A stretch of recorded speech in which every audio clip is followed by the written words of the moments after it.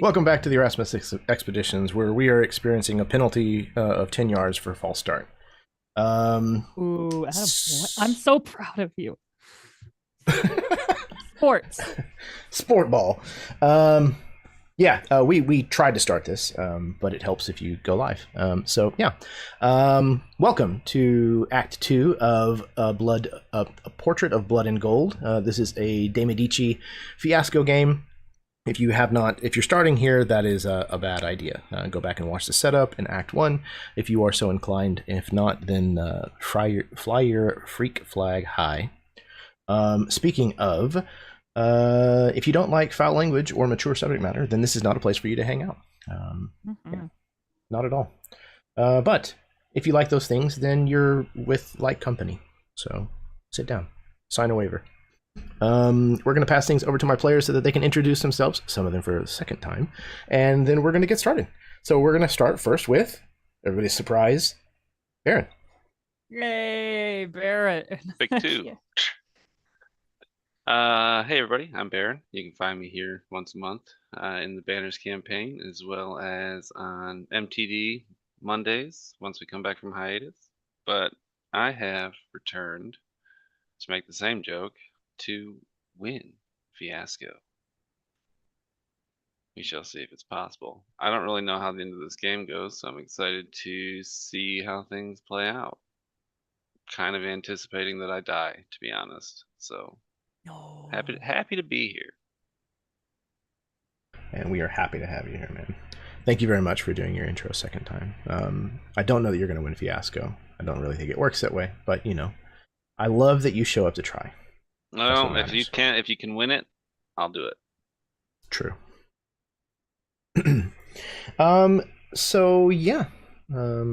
You might be one of the characters that doesn't die. Maybe.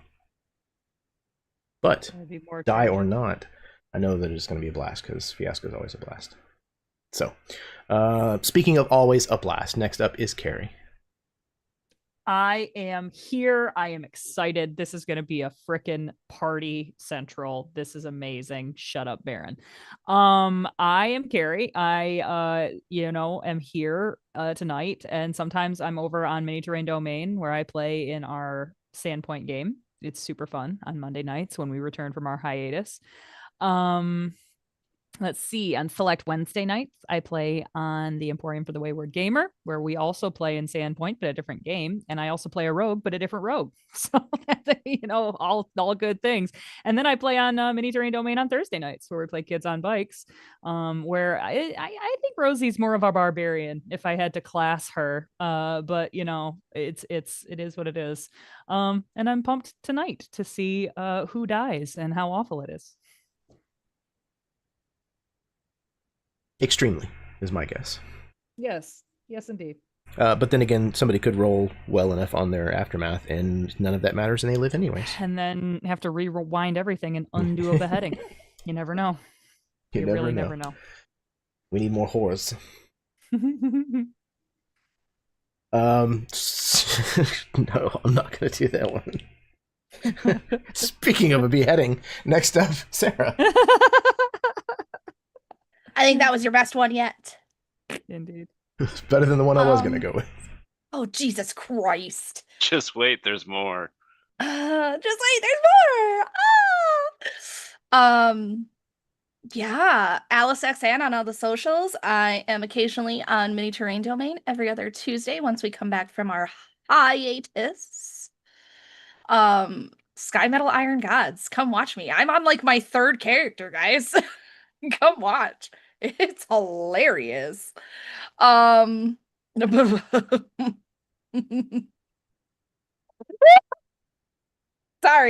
Jeremy, that's bad. That's why I didn't say it.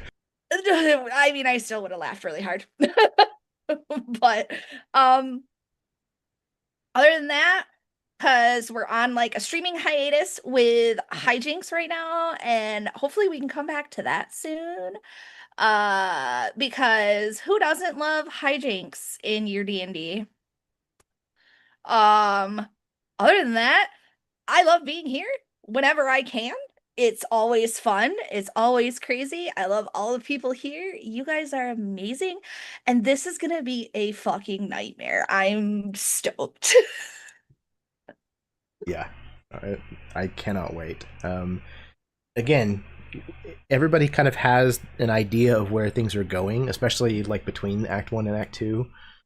There's a lot of like writing on the wall, but there's still so much that happens that is unexpected and unplanned and is an utter surprise. And I know that this one is not going to be any different, so I'm absolutely thrilled. Speaking of absolutely thrilled, next up is Jason.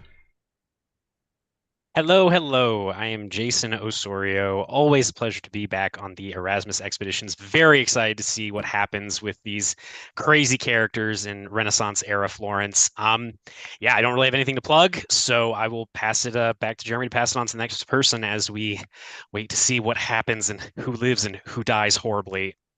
Spoilers, it'll probably be most of us, to be totally honest. Indeed. Yeah. I love the fact that we have managed to rock this out in 3 weeks, like back to back to back. It's been very handy. It leaves a lot less of the pieces that are kind of forgotten about and like I have to like kind of try to remember. So we've managed to do a lot of really good callbacks already. So I am very much looking forward to seeing how this turns out. All right. Speaking of looking forward to how it turns out, next up is Chad. Hello. I'm going to make sure I'm not muted. Okay. Hi. My name is Chad. You can find me here, especially tomorrow night, for our follow-up to the Eat the Right? Yeah, absolutely. Where we the play, conclusion of some pretty gnarly vampires.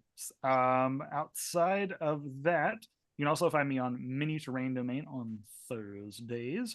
And yeah, I will gladly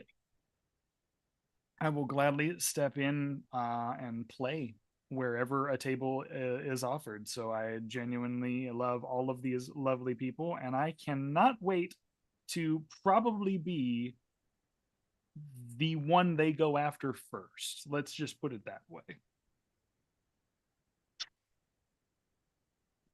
You made yourself so likable, though. Did I? You know. Did I think I made myself the popular kid? And now everybody's like, I want to be at that table. Everybody picking on me. Mm-hmm. Come to Catholicism, kids. They have Chad. I'm Listen. Incredible. If that's the case, I'm here for it. Let's make it happen. Your penance will come soon enough, sir. No, always happy to have you on, Chad. And yes, I'm very much looking forward to finishing up Eat the Right tomorrow night. Our Christmas-themed vampire commandos who eat Nazis game. Tomorrow night we get to kill Hitler, just in time for Christmas. Ooh. I'm so excited. It's a Christmas miracle. Excited. It is. It will be. All right. Speaking of Christmas miracles, last but certainly not least, Baron. No, just kidding. You get to do it a third time. I will not go again. One more Third time's the charm, baby. One more I am time. not going again. I will be a Christmas miracle. Just a night of but I'm intros. not It's just a going night again. of We're intros. We just keep going around and around and around. That's all this is. Tutorial. Just a series of introductions. Beautiful. Over and over. All of them. What Have I mentioned it's been a sick long fucking week? hell. What sick Let's just fucking see how many we Oh can my make up. God. It's all about the Just got to keep the segues going. That's all that matters. Exactly. How can the segues get better? Speaking of getting better, no, I'm just kidding. If only. Let's do the dang thing. It's not like I've been doing this for a Rock and decade or roll. anything. All right, so we're picking up with Act 2. Act 2 functions just like Act 1. Every character is going to get 2 scenes, which you get to choose whether you want to establish or resolve, and then the rest of the table will do the other. In this act, however, whenever you earn a die, you keep that die.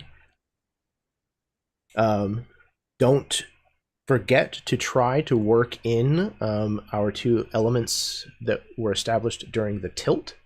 And if you can, refrain from introducing too many new story beats. But feel free to mention, play on all the ones that have already been established, and things that kind of color the relationships. Again, you only get 2. So when it is someone's scene, make sure that their character is like the central part of that scene. That it is moving their story forward. I think that's all of that business. And then at the very end, we will roll for the aftermath, which is kind of like an epilogue for all of our characters. What else? Oh, the 2 elements from our tilt are paranoia. A stranger arrives to settle a score. And mayhem, an out-of-control rampage. So, Ninja Pope. The Ninja Pope is showing back up. That's the thing about the Ninja Pope. He always just shows up when you least expect it. Exactly. Okay, I think that's everything. Does anybody have any questions or concerns? No? Excellent. Okay. So, we're going to start in the same place that we started last time. Baron. You get to choose first. Would you like to establish or resolve your first scene? You know what? I'm going to go for max chaos. I want to resolve. Do I pick like a die? Like I resolve to have a good thing happen to me? Or is that you how we wait until the end of the forget? scene? Okay. I would like to resolve and let my wonderful, trustworthy game companions establish. Okay. Anybody have any thoughts? I do have a thought. Maybe Philomena comes to the assassin's hideout to have a conversation about recent developments with this mark that she's paid you all to perform, and maybe there's some kind of renegotiation that happens Maybe between not our hideout specifically? Sure. Yeah, or but wherever. see, Yeah. yeah, It seems very personal. I sleep here. Listen, I had an come here. explanation for it, but You yeah, can- I mean, it could be you like can run wherever- into me. I can be in public. I have an errand to run the following Sure, day. or even like where, because I remember in the first act there's like an alley or something where you guys got your contracts, so maybe there, you know what I mean, someplace where she Sure. knows that you would be. Sure. And it can always like migrate somewhere else, less obvious. Sure. So yeah, I think why not? I think what we see is we are, again, of course, in the beautiful city of Florence. I think it is actually starting to rain. I think there are clouds moving in. The sky is dark. People are kind of running for awnings in different buildings as rain starts to fall from the sky. And we see 2 figures, actually. We see one that is very tall and slender, another one that's a bit shorter and broader, both wearing these hooded cloaks, wearing what seems to be like commoner's attire. And both of them have their faces covered with just these like wooden masks, not many like distinguishing features. They honestly look very like poorly made. And they are making their way towards this alley, I guess, when Isabella and maybe even Luca, if you want to pull Baron into this as well, Carrie, both could potentially be there. But yeah, I think you would just see these 2 figures approaching this alleyway where you guys normally get your contracts. Sure. And I think I would Baron, you won't have much of a lift here. Because what I think I'm showing Luca at this time, I imagine this is like mid-morning. And Isabella like reaches into her cloak and she's like, I went and got it today. And I pull out a knife that is poisoned, but metaphorically dripping poison, a dagger dripping poison. And I would just say, it's like, We are close now. I think we can do the job tonight. Sound nervous. I'm not. We are going to do the job and we are going to move on. My dear Isabella, there's only one knife. Only one of us can kill him. Yes, and it is going to be me. Okay. Okay. Okay. It is going to be me, and you are going to watch my back. And if that motherfucker makes an appearance, you are going to kill him. Aldo, you are watching my back from Aldo. I know who you mean. If he comes for you, I will stop him. Very good, and I doubt you will need poison for that. And I imagine this is where I. Oh, go ahead. I apologize. No, I was just gonna say the face that he makes betrays nothing. Perfect. And I imagine right then is where Isabella kind of looks over her shoulder and she sees these figures. You said there's two of you? Yeah. Tall and slender, short and broad. Mm-hmm. And I kind of like look over. I'm like, I think you should move along now. I believe that this is my contact from before. Perhaps something has changed. I will not be far. And I kind of like take your elbow and I like squeeze it. And I'd be like, I would not have you go very far. And I then I kind of like I don't even push you, but I like gesture for you to probably zip out the other side of the alley.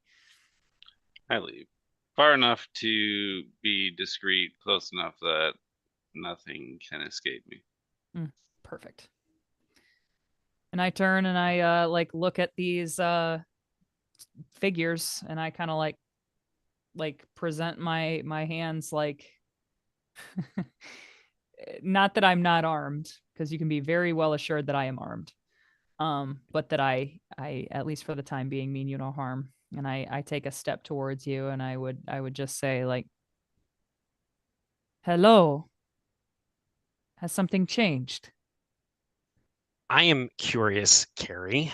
Do you think that there is any kind of like hand talk that your assassin order has, like ways to communicate sort of non-verbally in tense situations or dangerous situations?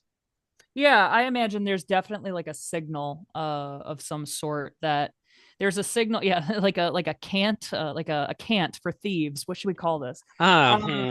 No, I think larceny talk. Yeah, right. Larceny talk. No, I think that definitely like Luca and I have like a whole series of like hand gestures that we do, but also there would be like one or two that I would share with my contacts just to keep myself safe. Like if you don't know this little gesture, I would not do business with you or associate with you because I wouldn't know it's you. So Fair. I would have taught you something to at least signal that you are you. I think maybe to your surprise, Isabella, you see sort of the shorter, broader figure kind of raise a hand. And as he does, his cloak kind of opens a little bit. You see the breastplate and the sword and the dagger at his hips. But as he raises his hand, he flashes you this hand sign that I think you would recognize as actually being used by your order, like not just something that you all specifically use between you and Shut Luca. up. This is something that is actually sort of unique to this order of assassins. And I think it just means like safe or calm. As the taller of the two masked figures, the ones that did not flash the hand sign, steps forward and says, "You are Isabella Martella, yes?" And I think Isabella, as soon as this figure, like the cloak opened and she sees like a breastplate and a dagger, Isabella took like a half a step back, ready to fucking bolt.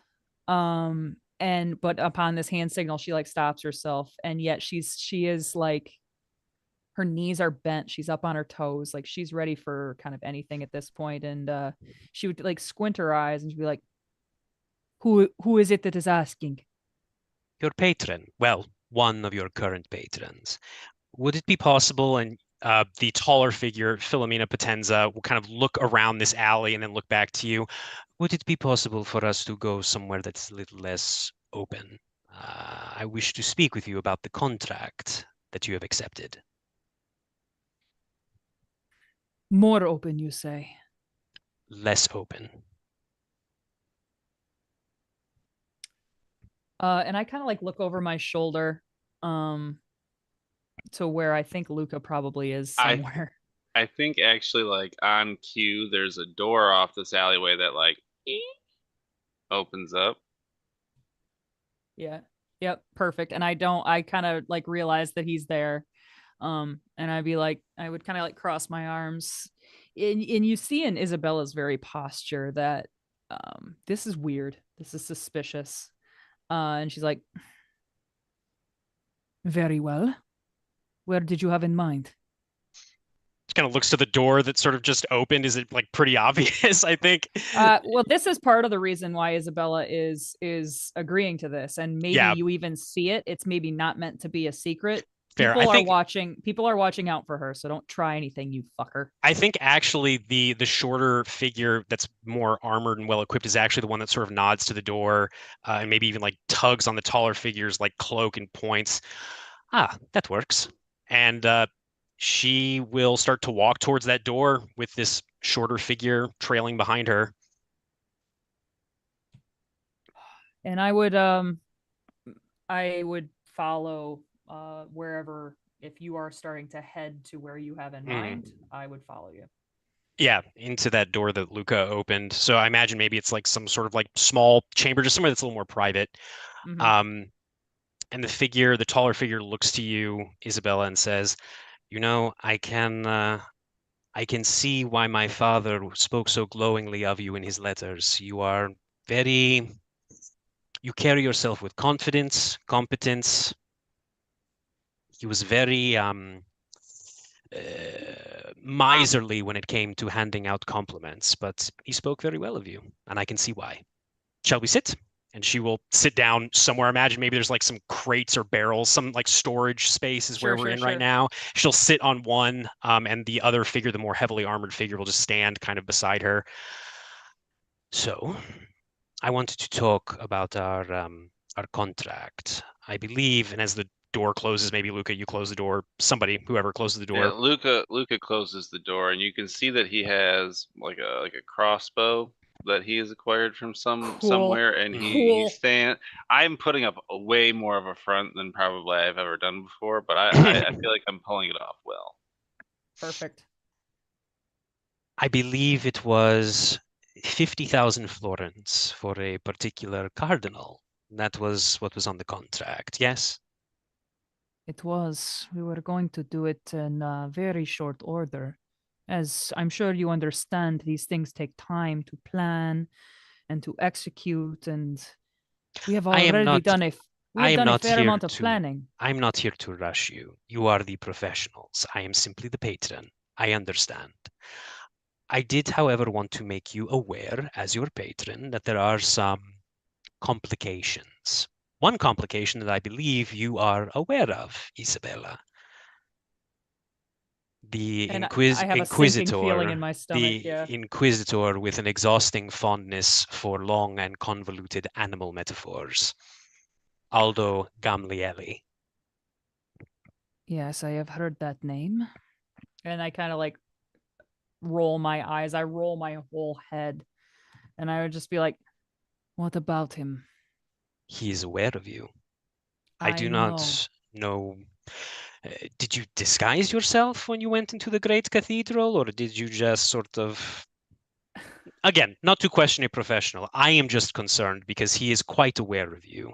And he is aware of my existence. I can assure you he has been aware of my existence since I was about 12 years old. Do you want me to put on a mustache every time I go into the church? Maybe that would help. It would help. It could distract him, confuse him. Regardless, to your point, I think I have... She kind of chuckles. It's muffled by the mask. I think I have somewhat distracted him from you, but I would be very careful about getting too close. He will probably attempt to interfere with our business. But there is another matter as well. A noblewoman by the name of Sylvia Ragona. She is fucking your mark. And it is possible she may also be present. I kind of Now- look over. I look over your shoulder at where Luca is standing, and I kind of like raise my eyebrows. Like I had pitched this to you like it was all just some highfalutin courtier shit. And when he mentions, or when Philo mentions this other girl that's fucking our mark, it's like, see, it's like obvious. This is all just convoluted shit. And I There's kind of like, like a roll of the shoulders and a chuckle from Luca. And I shrug. I'm like, what difference does that make? These individuals, as I said, may attempt to interfere. Now, what you do with them, that is your decision to make. I trust in your discretion. But I wanted to make sure you were aware of these complications. It only seemed fair. Quite. Well, thank you for the information. We do appreciate it. Seeing as how this is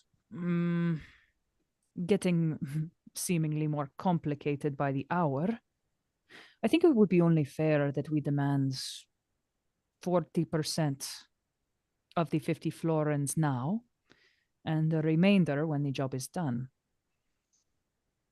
The masked figure leans back against the wall and looks over to the shorter figure and nods. And I think the shorter figure, very slowly, knowing that you all are both on edge, reaches into sort of his cloak and pulls out this small oaken chest, essentially, like a little container. And he brings it over to Philomena and sets it on her lap, and she will open it. And you will see just these neat stacks of solid gold trade bars. And she says, I think I'm going to do you a better turn. Instead of 50,000 florins, 60,000 florins in solid gold trade bars. 30,000 now, 30,000 when the job is done. Not 40%, 50%. Well, yes, I do Luca believe nods. that is fair. Luca nods. Lucas back there going, nodding yes, behind yes, you. Take the say money. yes. Take the money. Take the money. Isabella goes, I think that is fair. For the rest of it, once the job is done, I imagine you will need to leave the city. There is a marble quarry owned by the Potenza family, about 2 days outside of Florence. I will meet you there after sunset, and I will have the other 30,000 florins in gold. And you can start a new life if you wish, or you can continue killing people for coin, whatever satisfies you. Very well. This is perfectly fair. And if I may, before we part ways, your friend, my brother and I have a very extensive set of signals to each other. Your friend happened to know one of them that he should not know. How? The shorter figure speaks up, this deeper, older man's voice.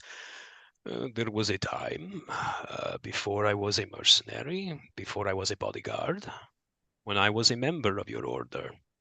It has been a while since I stood within these walls, but the order is quick to act, but slow to change, I have found. It is good to know some of the old hand signals still hold true. And this makes sense enough. And so Isabella kind of shrugs and just says, 30,000 florins in 2 days. We will be there. There is one other small matter. The Another small Inquisitor, matter. the Inquisitor has, I think, and I think she gives you a description of someone, Isabella, that I think would sound familiar. It sounds like someone from your order, as she says, this individual was captured by the Inquisitor. He was interrogating this man. I do not know what he learned, but it might be wise, once this job is done, that not only you, but also the rest of your order vacate this place and find somewhere else to conduct business. But that is your decision to make. I just wanted to let you know, from one professional to another. How do you know?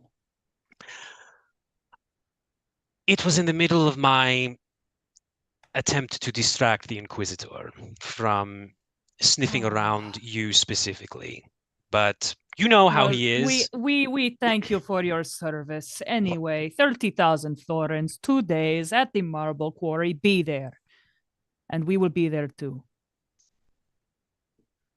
I think Philomena just sits kind of watching you from behind this mostly expressionless wooden mask for a few moments, takes her time, and then sort of rises. And I think it's a little odd, both Isabella and Luca. I think you see her sort of like stumble a little bit. And then the other individual catches her, Bruno catches her, and she just says, "Thank you, Bruno," and straightens up. "Yes, 2 days. The Potenza family marble quarry. I will see you then. Oh, and because I imagine it would be rather easy for you to just pluck the cardinal's ring off his hand for proof, let's say the hand with the ring still on it will serve as proof that the job is done." A little barbaric, but for 30,000 florins. This man threatened my business and threatened my family. Nothing is too barbaric. Isabella Martella. And the way she says my name, I don't like. It sounds like a threat. And so I just am like, very well. Any other small matters to complicate this? No, I have every confidence in your abilities. I wish you luck. And she will set the chest of gold trade bars down somewhere. And then, yeah, I think she and Bruno walk out. And I kind of like look over at Luca, and you would expect Isabella to be thrilled. But whatever bravado she had when she was telling you that she's not nervous and this is going to be fine, there have been variables added to this. And I think she just sort of like leans back on a barrel and like shrugs at you. Luca, he looks into the chest, and then he looks at you. When I was a kid, Aldo bet me that I couldn't eat the spiciest pepper off the Spanish galleons when I came back from the voyage that they had returned from. He bet me 5 apples. 5 apples. I would love 5 apples. So I took him up on the deal, and it was the spiciest pepper I had ever tasted in my whole life. Of course, you actually, you did it. But listen, he taught me a very valuable lesson. He did not offer me 20 apples, because then I knew something would have been suspicious. He offered me 5, so I would take it, thinking it was no task ahead of me.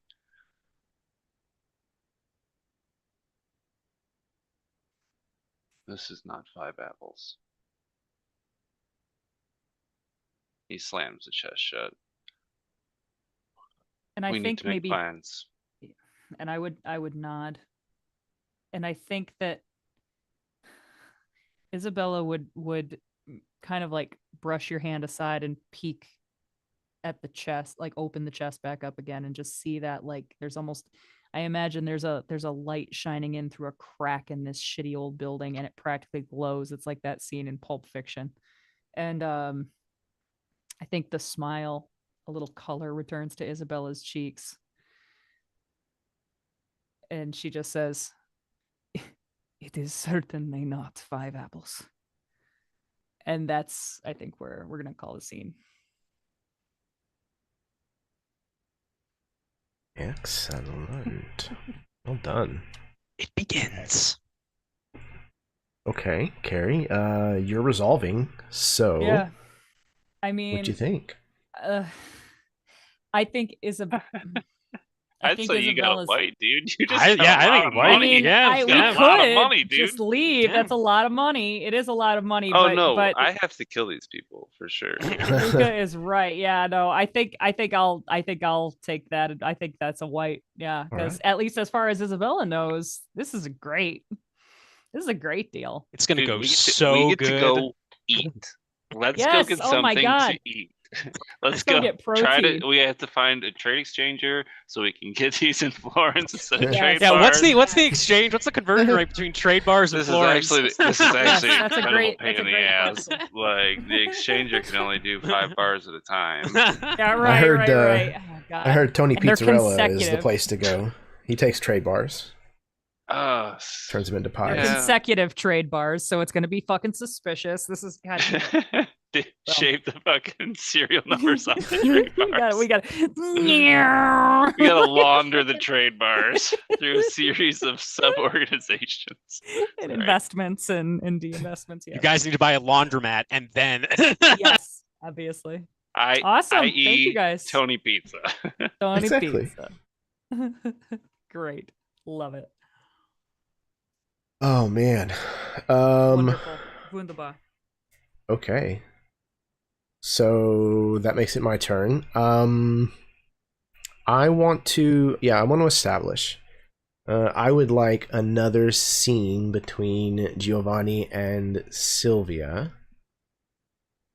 Let's see.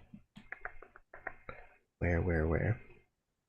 I think that maybe it is in a smaller but a nice villa that's actually outside of Florence. A place that the Calavici family actually, possesses. It's something that's been in, the name for several generations. Mhm.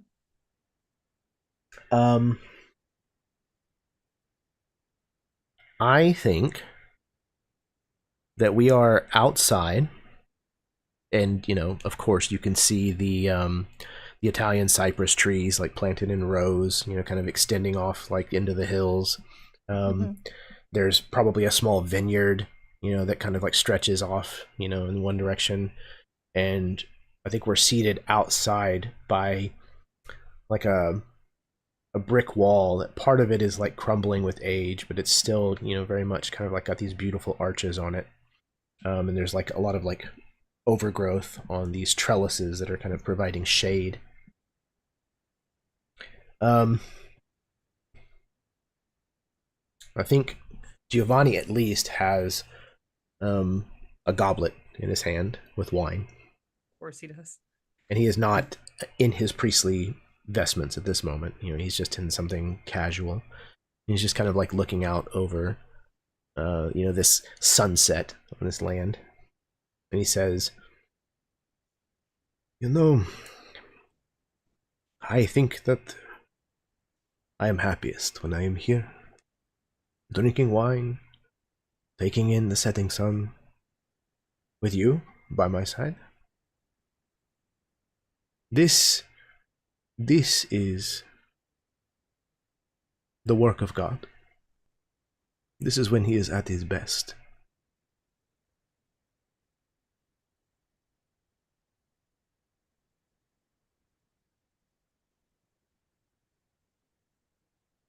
I believe that she also has a goblet. And as they're looking out on the cypress trees in the vineyard and things like that, she kind of adjusts herself and places her goblet down, and she turns and she looks at him.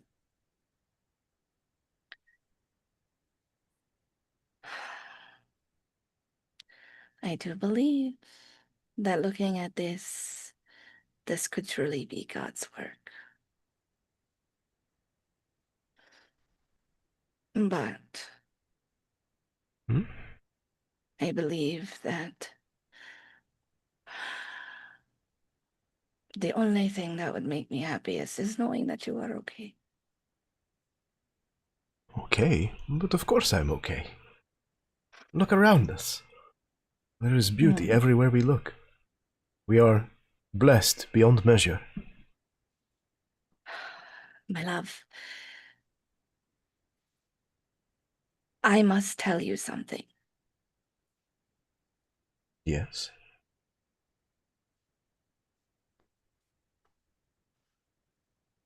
I I had gone back to the art gallery to finish one of my statues. And I was unable to go inside because Bruno, or whatever the fuck his name was guarding the door. So I was going to do what I usually do when something like that happens. I sneak through the window. I get to the window, and what do I see? But Inquisitor Aldo and Philo.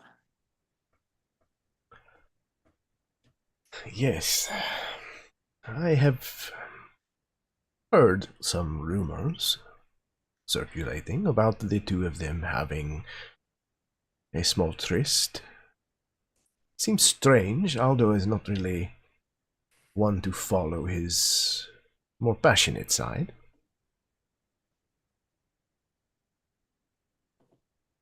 But I suppose the two of them have a certain coldness that they could share. No, that is not what I... Giovanni, they are planning to kill you. What? Sylvia. To kill me? Yes. For what reason? Because apparently you were stopping Philo's shitty statues. I don't know. But you have fucked with Philo. Philo is pissed. Philo wants you dead. The Inquisitor wants you dead because he doesn't think you are good enough to be a cardinal. My love. Come away with me. Aldo has always been jealous of my elevation. He has sought my position and, truthfully, beyond for many years. But involving himself in assassination of a fellow member of the church? Do you trust me? Of course I trust you. Then believe me when I say this. You are not safe right now. Give him the cardinalship. Do what you must. Come away with me. Florenza is the place that I have been given to look over. You would have me abandon the city into his hands? The streets would be flooded with blood. I know. And until the others can see that, that is the only way that they will find out that he was never good for being an inquisitor, and he will never be good enough to be higher in the church.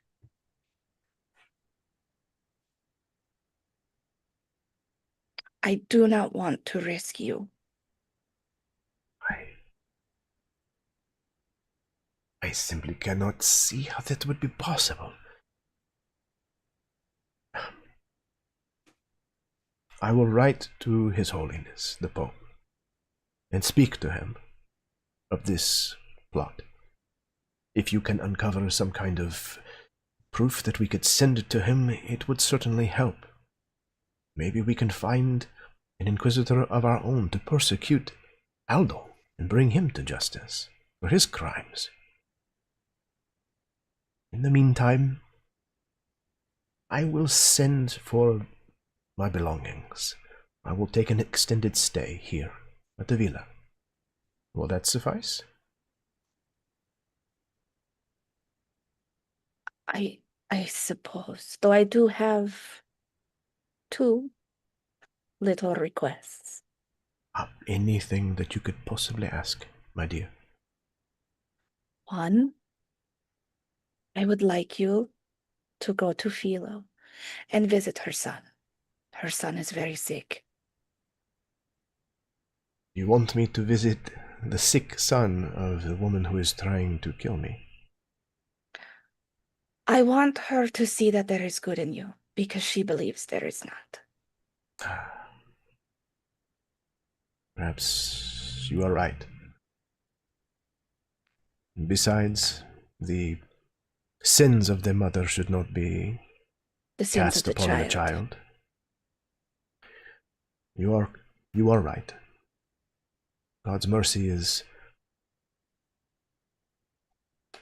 applied to all who ask. Very well.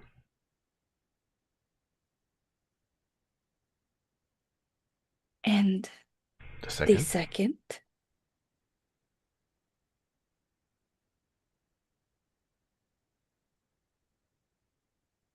If this is something that you wish, for I would follow you into the depths. Speak with my father. He is currently hoping that Father Aldo will accept a proposal. Father Aldo, Mm. an inquisitor, marrying. Mhm. I cannot believe that His Holiness would accept such an offer, but your father does have a lot of sway with Rome. Aldo? See if you can talk him into choosing you. You'd be better off marrying that donkey. I know.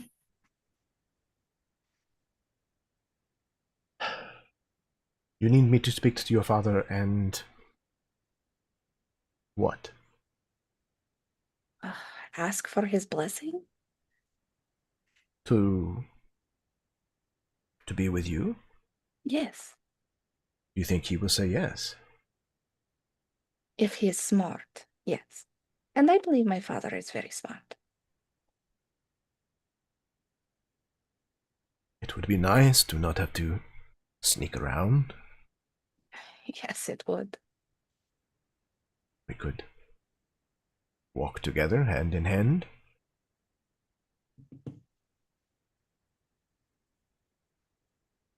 Very well. You are as brilliant as you are beautiful. I've only gotten some of my smarts from you, my love. I will absolutely do both of these things, but I have a caveat of my own. Yes. You must beat me to the bedroom. And he jumps up from his chair and grabs his goblet and runs. She kind of stumbles at first, but she's laughing as she's running. Amazing. God damn it. And Wow. I forgot. Jeremy, did you establish or? I did establish, yeah. Mm-hmm.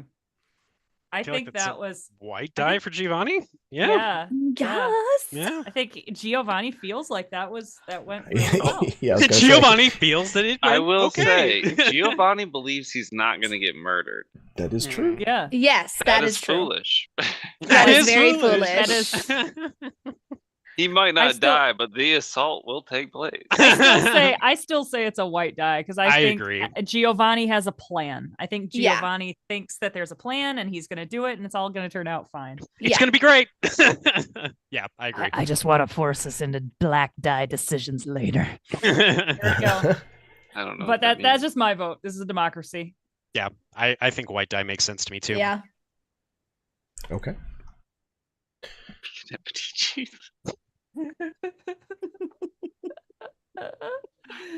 Incredible. I love it. Fantastic. Okay. Right into Sarah. Sylvia's. Yeah, do you want to establish or do you want to resolve? I'm gonna do a resolve. I'll let you guys pick for me.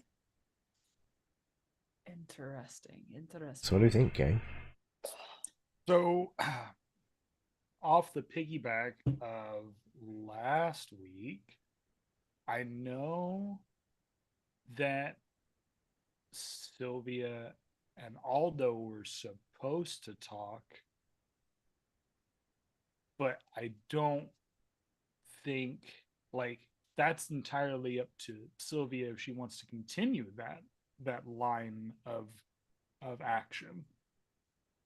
Considering that last scene, question is, Chad, don't know what to believe in now. I don't know. So, yeah. I think at part last of me- check, and tell me if I'm wrong. I Mhm, think Sylvia managed to like cross the wires back. So Yep. you're once again looking for the assassins, right? Yeah. Aldo is once again Yep. looking for the assassins. Yeah. So I think that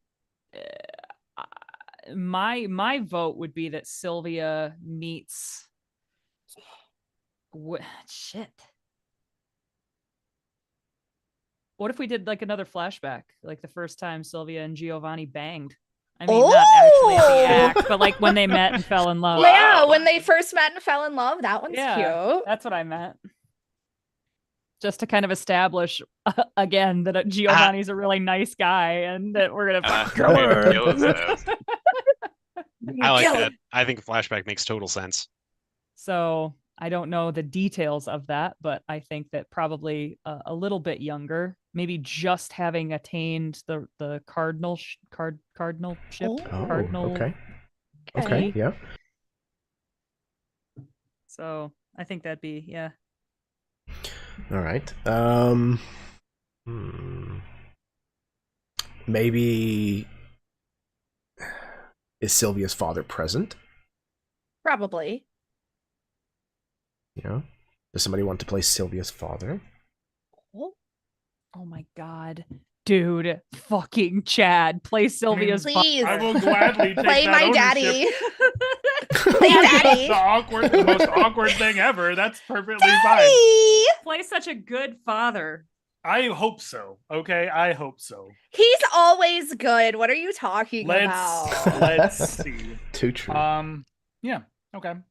I like this. So, like, if we're gonna do this flashback, correct me if I'm wrong, but usually coming into a cardinalship, there's usually like a celebration that the whole city does.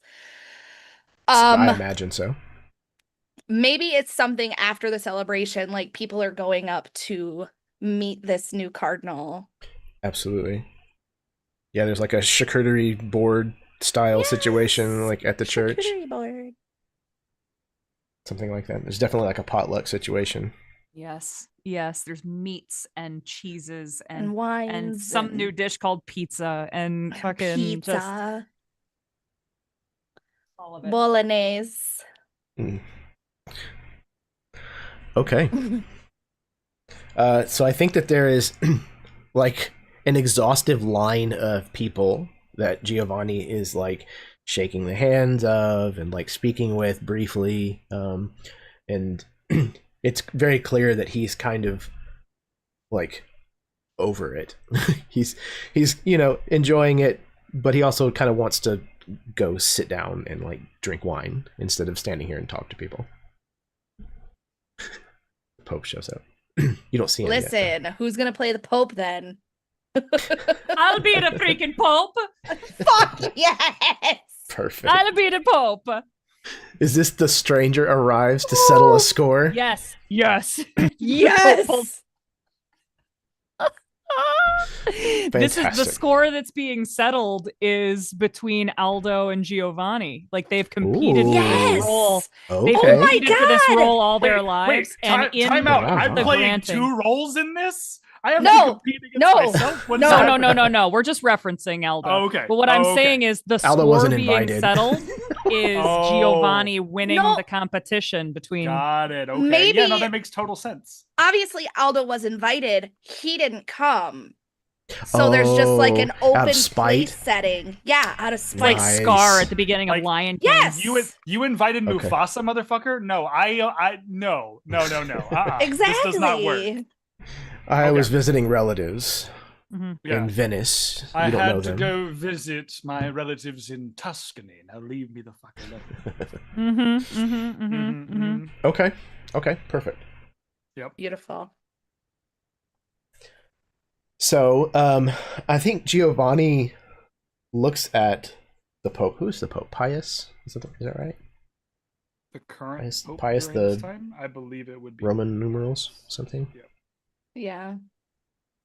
6th? Mm-hmm. Is that right? I don't know.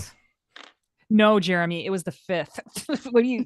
God damn it! What a nerd. Dork. My gut instinct said it was the 5th. Get your Pope straight, bro. I should have listened to Baron. Sorry. You know, I tell people this often. I can always tell you what to do. You can always tell me what to do. I appreciate it. I'll keep that in mind next time when I'm Yeah. trying to remember the Pope. And I am at do we are we gonna, Sarah, you steer for a second, are we gonna open up during the ceremony and then have you guys bang, or you bang before? During I the think ceremony? it's gonna be You meet the her kid. dad. You meet her dad, and then we bang that night. Okay. Hell I think that's how it Fantastic. is. Have her back by 10, sir. So is the Pope gonna fucking cardinal you and then this is gonna happen? I just need to know. Yes. Okay, great. So I assume we zoom in on the church and there's a lot of like in dominades tuus forever and ever. And you do hear this booming voice of the Pope speaking obviously almost entirely in Latin. And then the frickin' smoky thing, whatever the Catholics do with the swingy smoky Censor. thing. That's doing its thing, and everybody is there, and then you hear Il Padre, Il Figlio, e il Spirito Santo.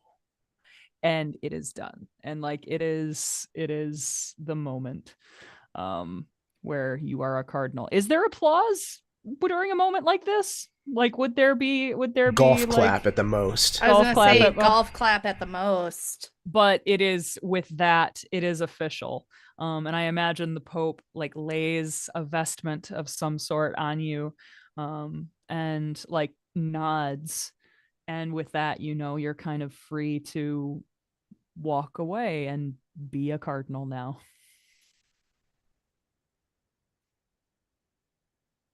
Yeah, there's definitely some kind of like liquid that's like splashed in my face. Oh yes, that that in was any what other I was doing. circumstance- Yes, Yeah, any yes. other circumstance would be rude, but 100%. Yes. Yeah, so I think after this ceremony is complete, that's when we see, this exhaustive line that is, meeting him. But I think where the scene begins is this, Giovanni is over this exposure. And then we see Signor Rogana and his daughter approach. What is your dad's name, Sarah? Oh, damn. I didn't think that far. His name is Baron. Give me a Oh, name don't do befitting that. of my state. His name's Antonio. Antonio. Everybody's It name could is be Antonio. Antonio, perfect. It's very wealthy sounding. Antonio Rogana. It's a pleasure to meet you. You see, I imagine not.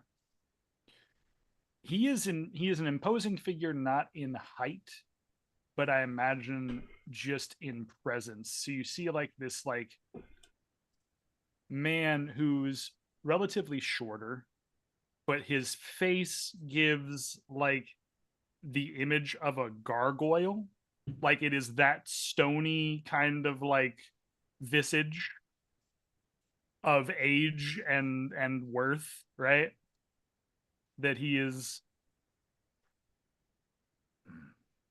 Giovanni, I see you have graced my daughter with your presence. Ah, this is your daughter here, yes? Yes. And as long as I am alive, I would very much like to keep her like that. So, my question to you is, he kind of looks to you and he pats your shoulders. I am very proud of you in this moment. Your time in the holy sun should not be taken away. But you must understand, as a man of my station, I must make sure that the appropriate suitor is that for my daughter. Do you? He kind of like looks over to her, smiles. Do you feel as though you are a suitable suitor? Well, to be honest, with my new position, Giovanni kind of like looks over towards the Pope, who's standing not far away. The Pope is still very, very much watching you, and Mhm. it just assumes that you're, proselytizing. Yeah. But yeah, obviously something else is going on. I'm not certain that marriage is in my future, Signore. I see. You see his face kind of furrows. A man of God, willing to live in sin. Interesting. Interesting indeed. Well, It is a pleasure to meet you, Signorina. it's a pleasure to meet you as well. He will And he'll kind of extend a hand. He'll extend a hand almost like mafia style, like understand where the money comes from. absolutely shake your hand without any problem at all. But his eyes keep looking past.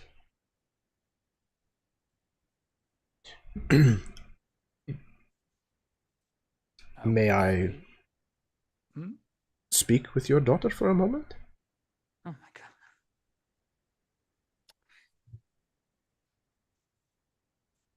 I suppose it would be appropriate, considering the joyous occasion of your day. I would will- love to introduce her to His Holiness. you-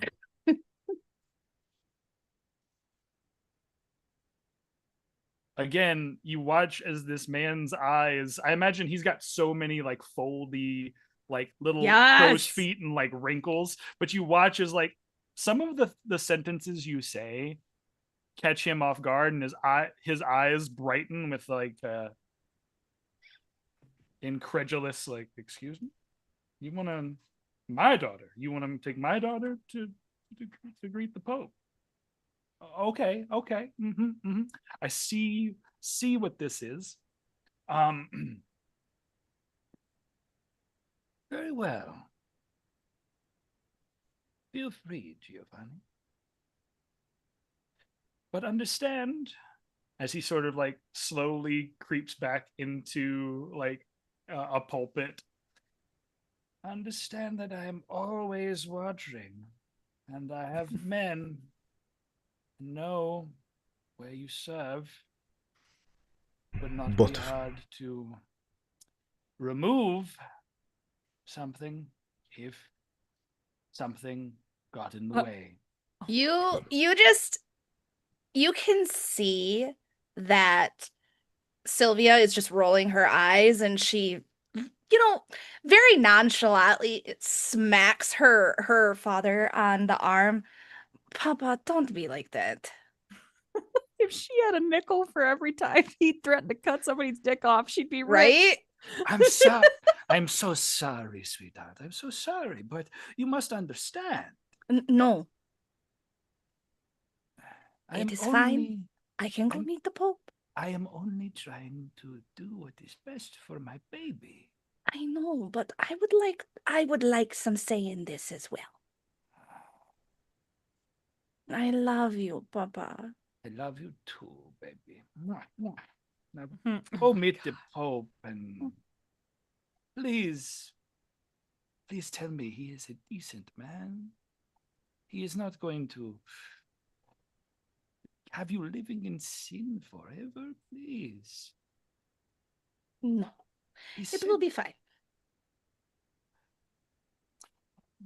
very well. I trust you.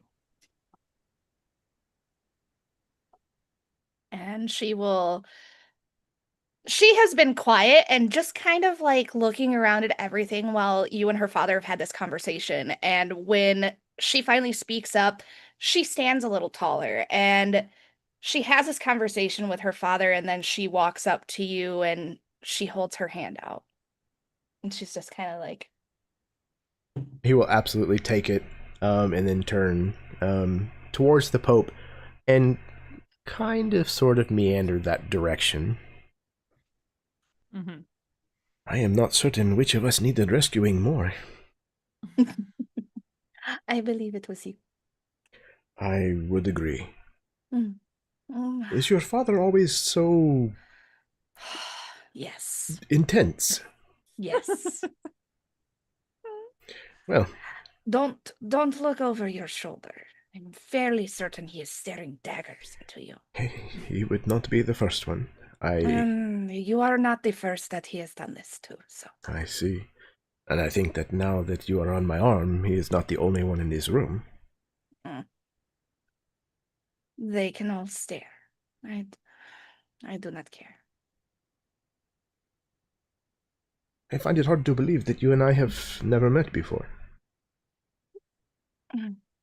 Schooling.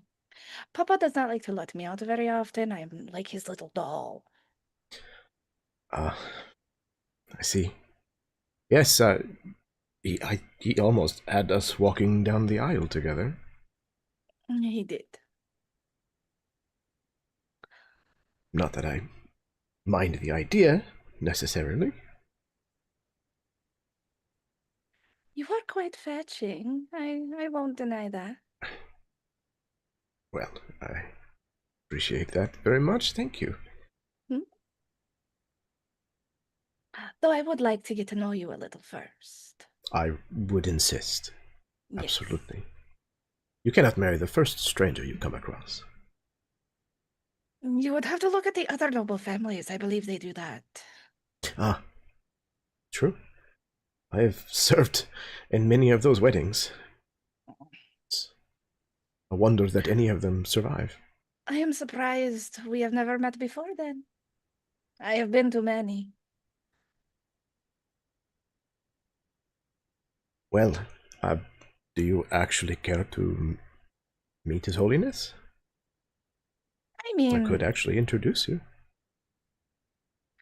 I suppose that would be good, because I could at least tell Papa that I did meet him. I do not like to... I do not like to lie to my father. Especially when he is standing right there. This is a good quality, I would think. One should not lie to their father. Very well. Unless there is good reason. He just kind of nods approvingly. And they make their way towards the Pope, I suppose. Mm-hmm. Amazing. You see the Pope greet Giovanni very warmly and then like turn to Sylvia and meet her as well.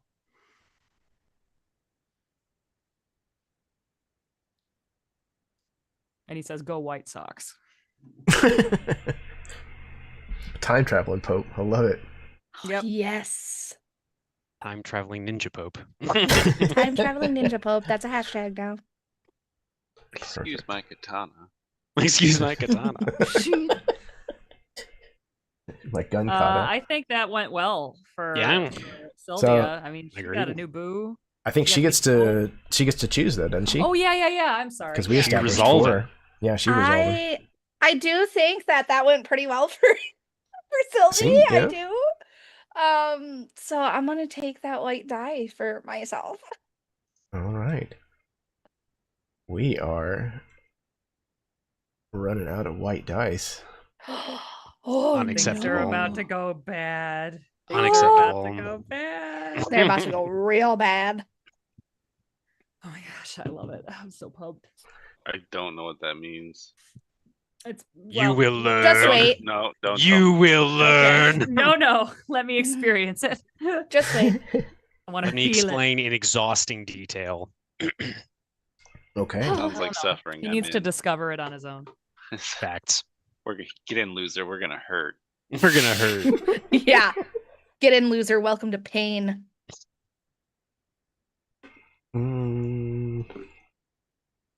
Okay, Jason. Philomena's scene. Do you want to establish or do you want to resolve? I want to establish. I'd like to do a scene with Chad, but I think he just stepped away for car stuff. So yeah, looks like it.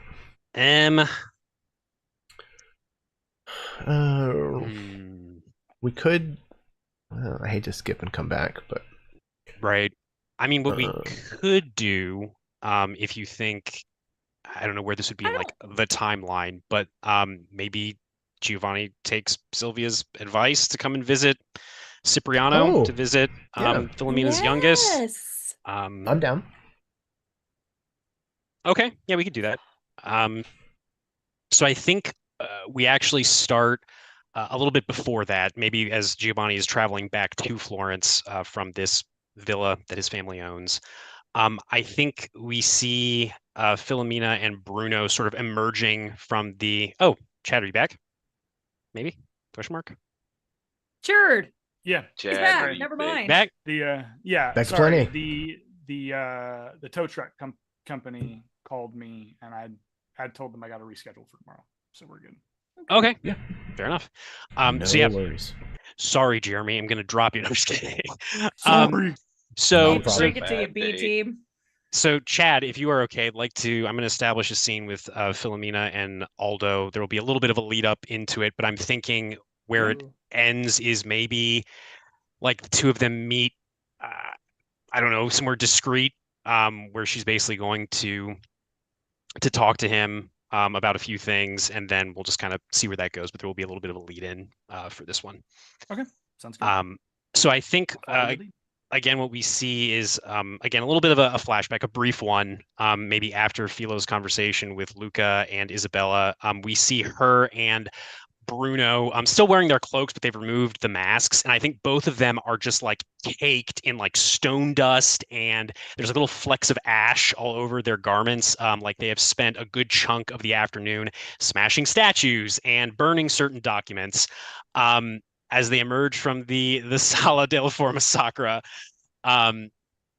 And then I think we skip ahead in time a little bit and we sort of zoom in on this very like nondescript but well-appointed carriage that is leaving Florence. It's exiting through one of the gates. And we see Philo and Bruno sort of watching the carriage as it departs.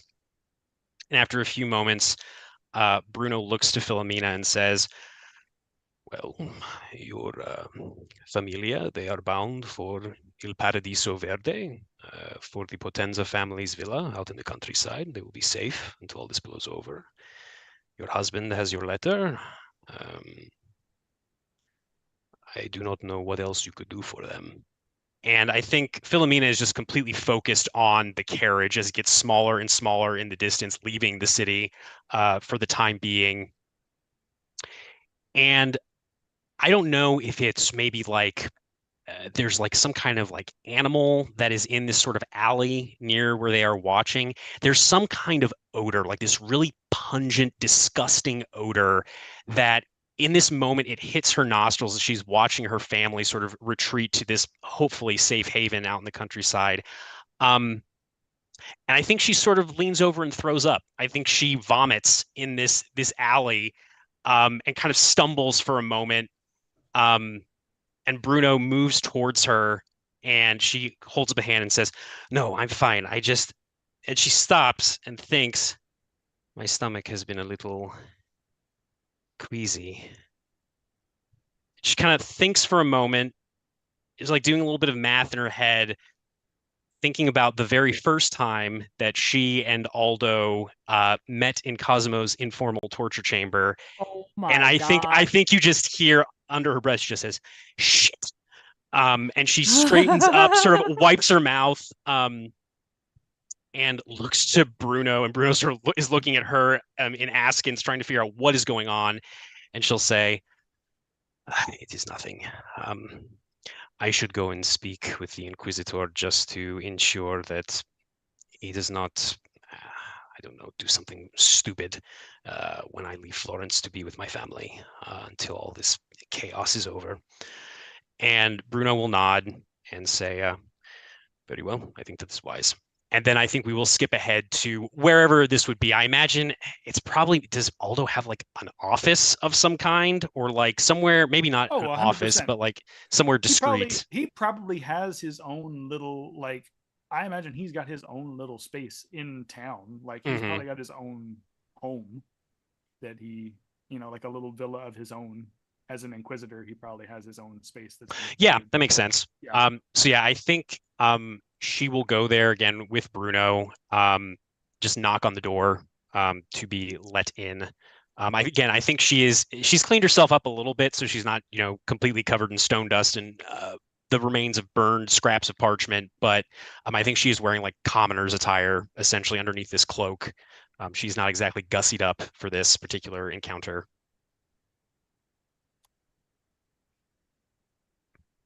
Philomena, My lord, may I come in? of course. What brings you here? She'll step inside, kind of not quite pushing past you, but sort of like brushing past you, Aldo, as Bruno kind of just gives you this nod and will enter as well, close the door behind him. I wanted to let you know that I am planning to leave Florence for a time to seek inspiration for more statues out in the country. I just wanted to ensure that you did not think anything untoward. You seemed rather distraught the last time we spoke.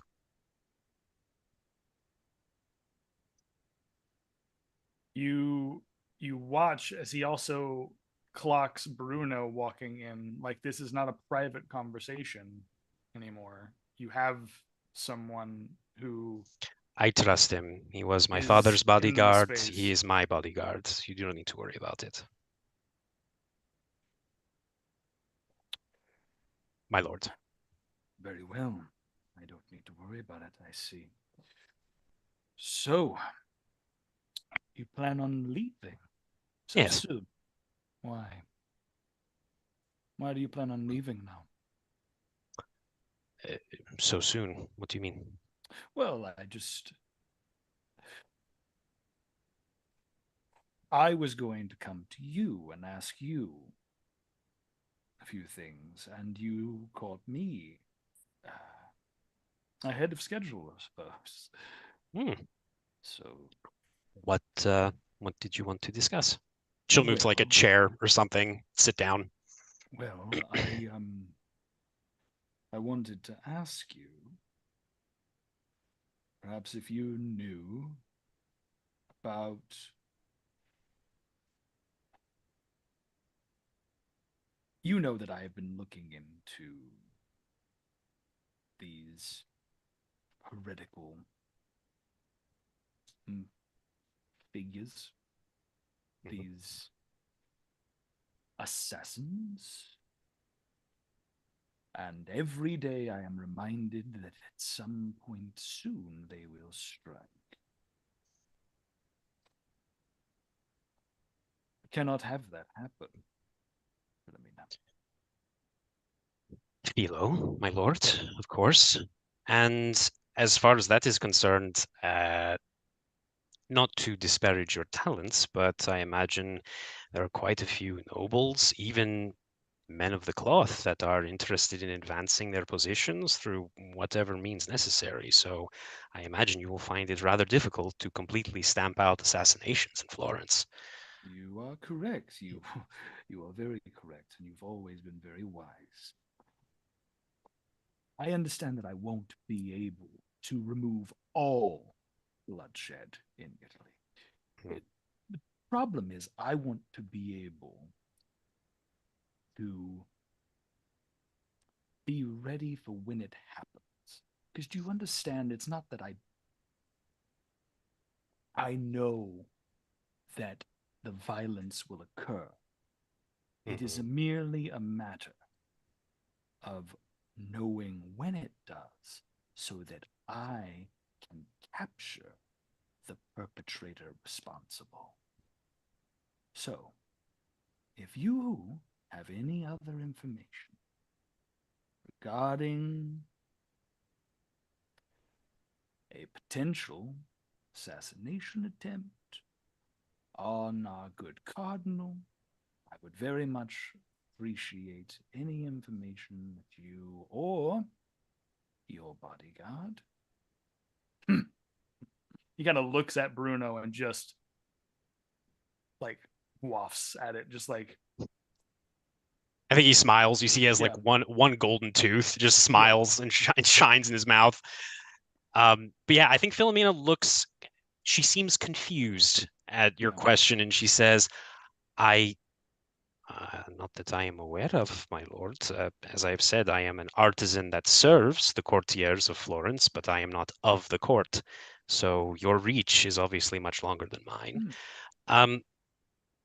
Why are you asking me this? Did you look into Lady Ragona? Is she the one that has put this thought into your mind?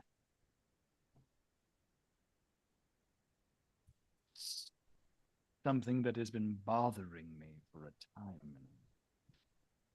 Something that I can't seem to shake, and I feel as though I am going around this city, and I am constantly being pulled left and right, and no clear answers. But do you understand the level and pressure in which I am under?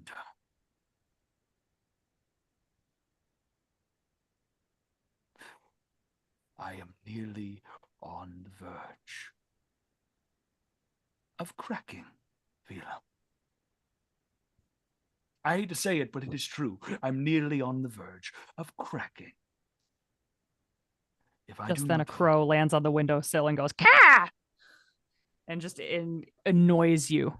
Fucking annoys you. Just fucking bird! And you just hear Sylvie's voice in your head. Yeah. It's most definitely a pigeon. I don't even think it's a crow, it's a pigeon. And he just flings like a cup at the windowsill and just like sorry. I apologize. My lord, sit down, please. You are clearly distressed. You have water? I would offer wine, but I think the smell would turn my stomach. Yes, I have water. And he goes and he'll get you a glass and try to calm his nerves. I know there is an assassin's cabal in this town, Philo. I know it. I can sense it. And that girl from the church, I swear, I have seen those eyes before. I have seen them. I do not know where to place them, but I have seen them.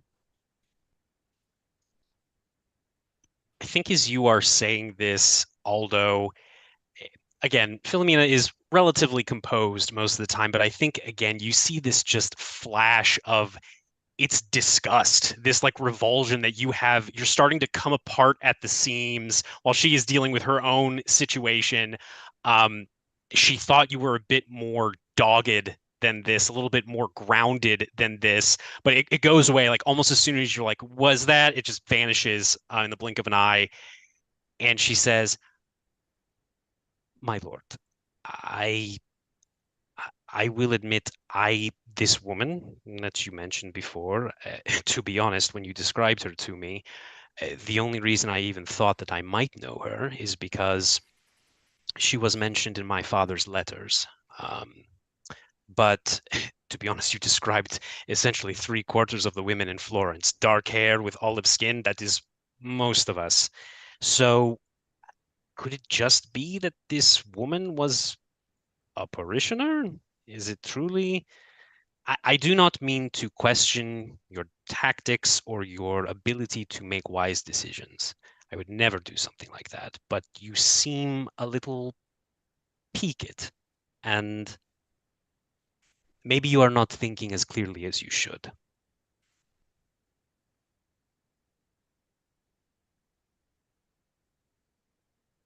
There are multiple ways that I can go about this.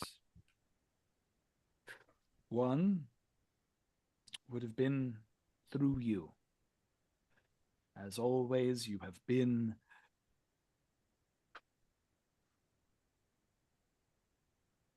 answers in my darkest times. But I am this close, Philo. I am this close.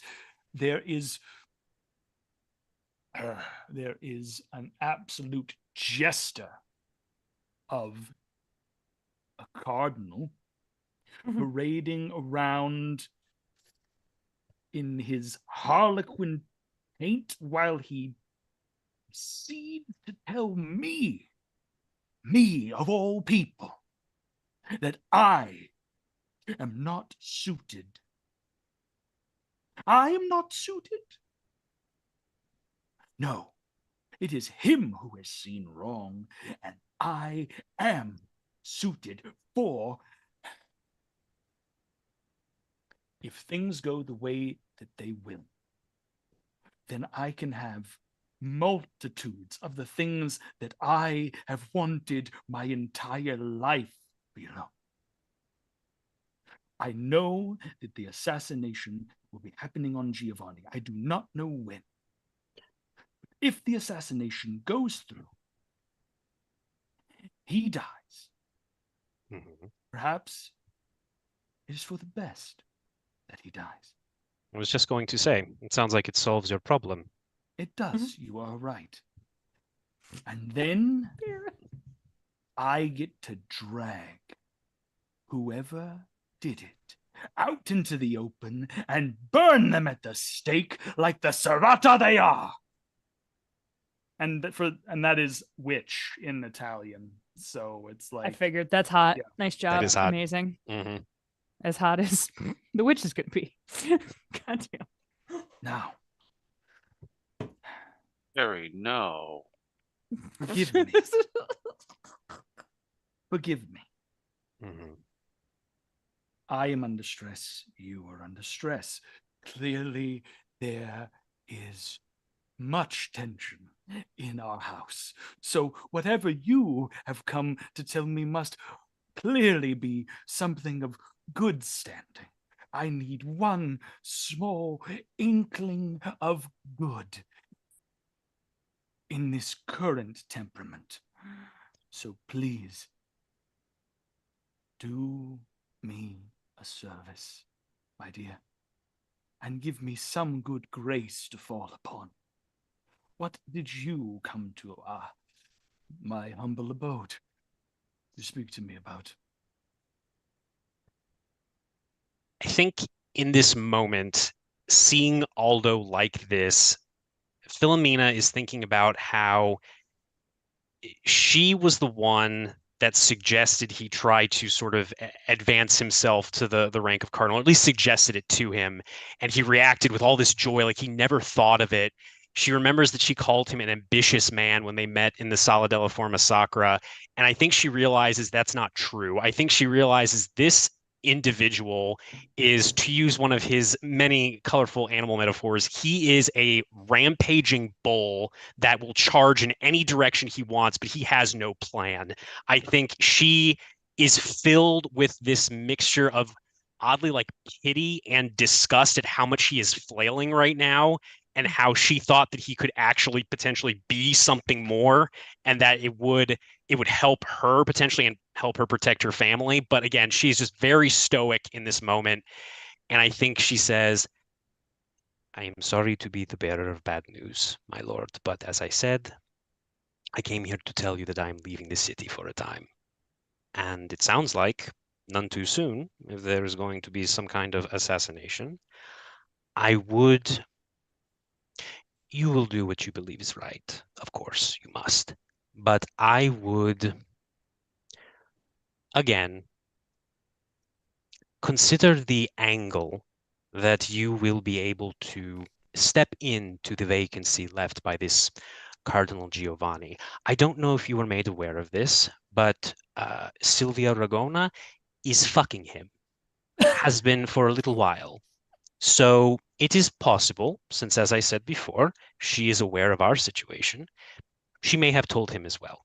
So it sounds like, although it is not ideal, these heretics may take care of one problem for you, my lord.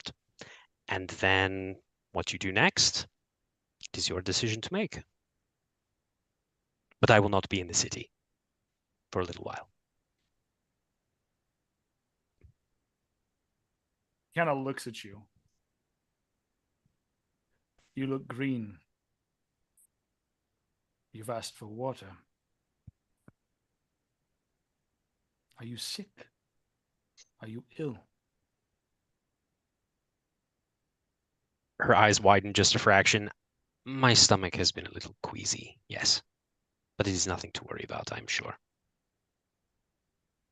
Surely. Nothing to worry about. And you are now leaving the city. Yes. You watch as the madman starts to click back.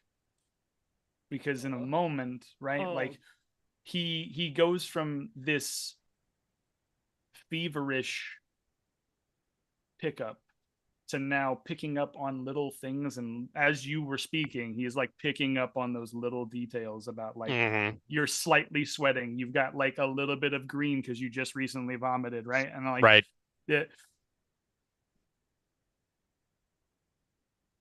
You were there the very first day I achieved Inquisitores. I remember that party. It was very interesting. So you have been with me since the beginning. Especially now, Philomena. My dearest Phila. We have been,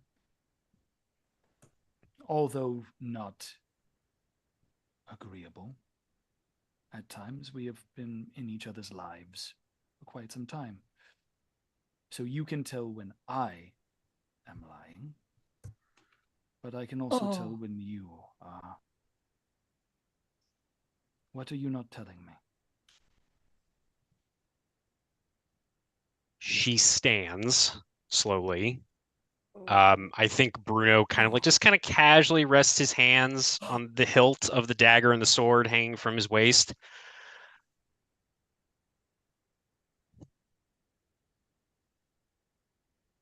She thinks about it for a moment, which is probably an answer in of itself. And then she takes a breath, meets your gaze. I think I am pregnant, Aldo.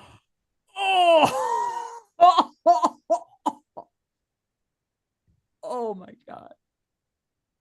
By my reckoning, it has been 3 months since we first made our mistake. I have done this at least 2 times before. I recognize the signs. I was hoping it was just bad food, bad wine. Not so much.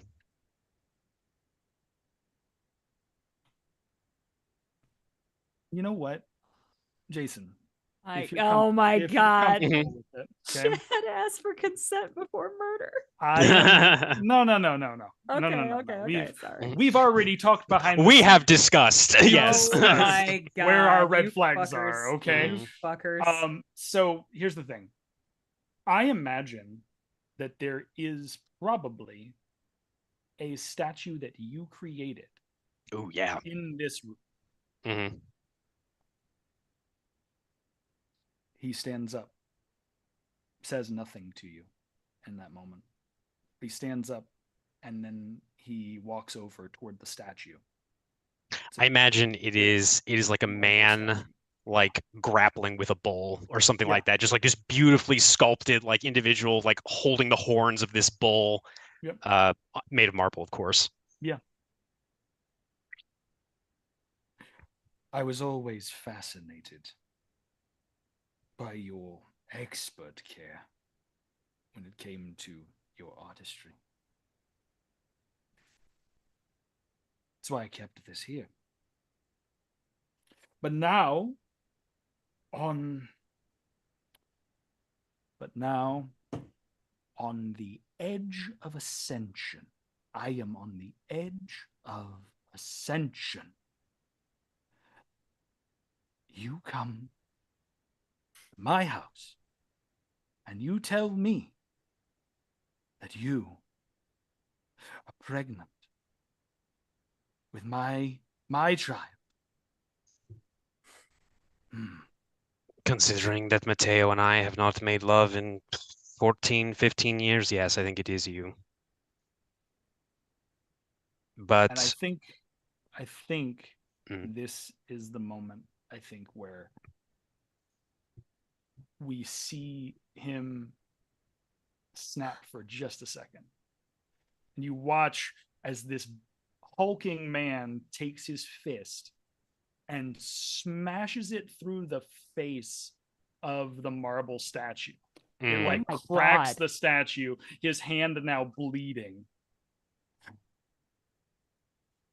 he's so strong.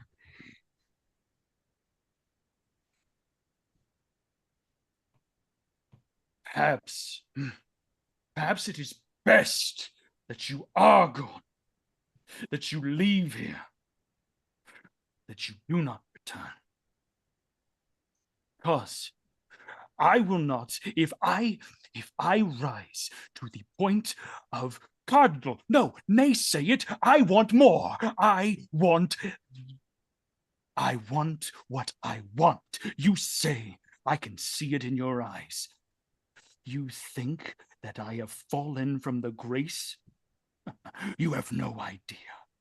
My plans go far beyond this. So, you have two choices, Phelan. You have two. One, you either stay in the city and you watch me rise to my glory of being king out, or two, you run away like a coward and you never return with that bastarda of a baby ever again.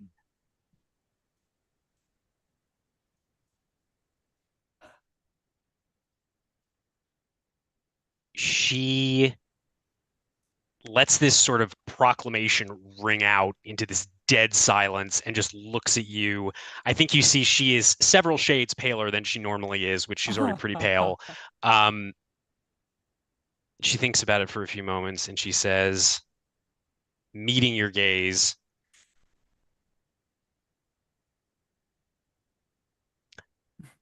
I will stay in the city then. Oh, I will God, not no. leave my business. It is how I provide for my family, for my sons. So, I will continue to do as I have been, which is to serve your interests. But I am not going to lose what is mine. You're muted, Chad.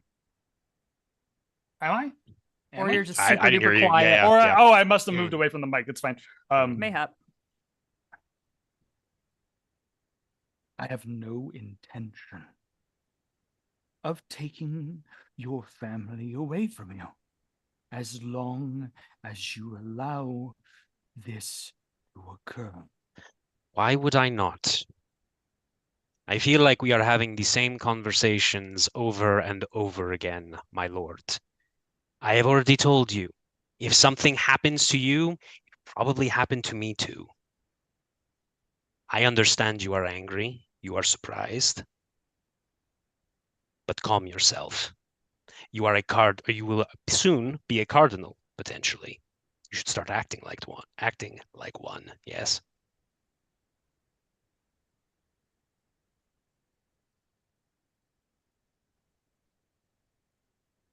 He flexes his hand and you watch as he begins to wrap it. Almost like a martyr would wrap their hands of just like the bleeding hands of a holy man. And he looks to you. Stay within the city, and no harm shall come to you. God damn. God damn. She nods. Very well. If that is what the Lord Inquisitor wishes. It is. Now, Oh. if there are any other lies that you have not told me, I would like to know them now. Oh God. If Now that a is all- fucking crow flies by. Yeah. So many And- birds. Yeah. Yeah, it's a lot of weird And symbolic if- birds. If not, then I will say goodnight.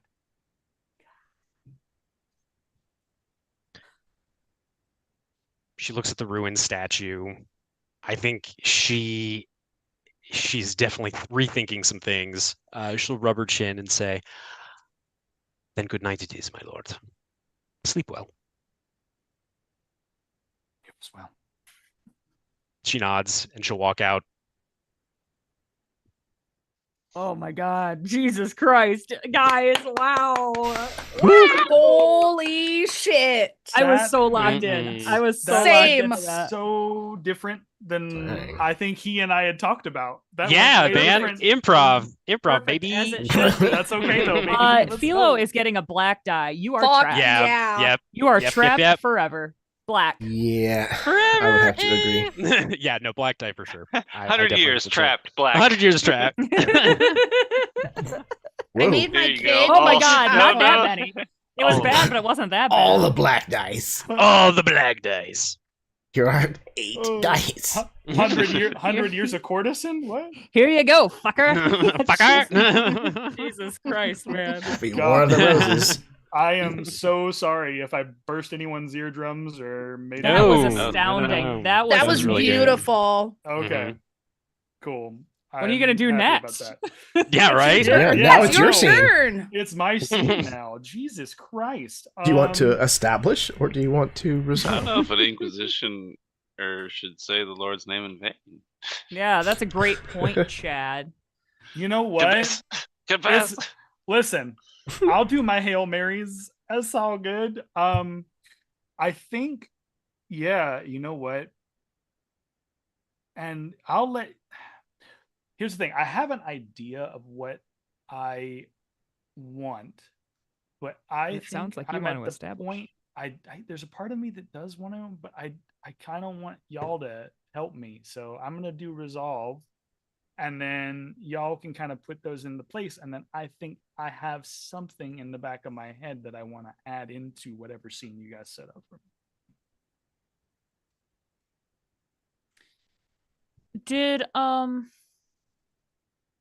Did we establish in the first go around that Aldo knows Luca somehow? Uh-huh. Oh, of course, yeah. We know each other, Yeah. but there isn't a whole lot of context on that. We are brothers in faith. Yeah. I mean, I We saw imagine- a scene where he was trying his last attempt to try to Yep. like Oh yeah, Bring yeah, Luca yeah. the back. gambling to house. bring I remember Luca that. back Yeah, into yeah, the yeah. faith. Yeah. yeah. So maybe a flashback to whenever that relationship was still Mm. Just after the Doesn't- whole fucking exploding village scene. Or it could be good. Or good, never mind. Or Yeah. happy times. could be with them could be younger. when the relationship was actually strong. Mhm. Yeah. Honestly, that Yeah. would probably be more interesting. Yeah. See what it was sure. before it deteriorated. That makes sense Yeah. to me. Hundo. So I Mhm. picture I am probably 6 to 8 years younger than you are at the very Okay. least. Yeah, for sure. For sure. Big brother situation. How I was nice. an orphan taken by the church. Okay. Maybe you were as well. I don't know. You just said you had family in Tuscany or something like that. That was a joke, but Oh. no, Well- no.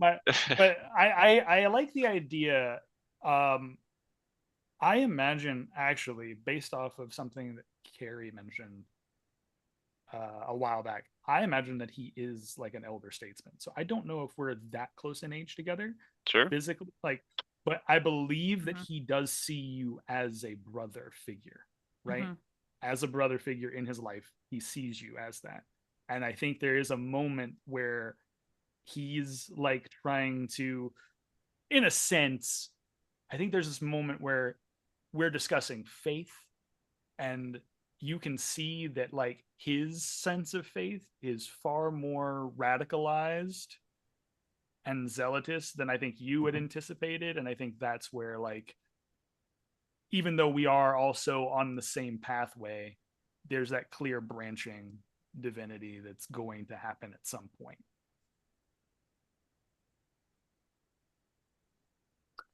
So I think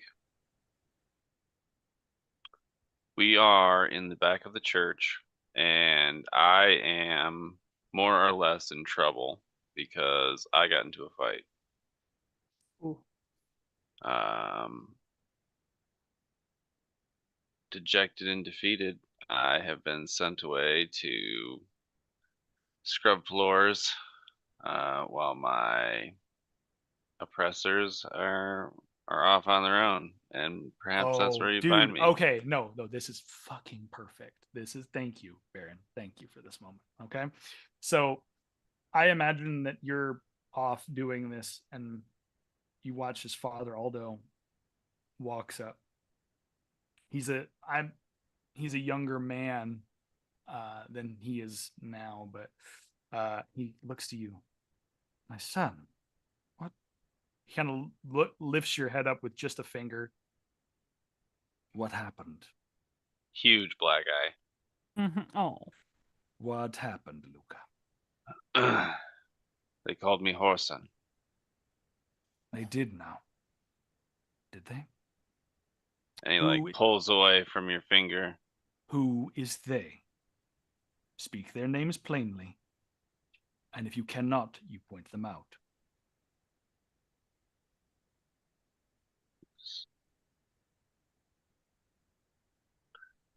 It was Leonardo and Garcia.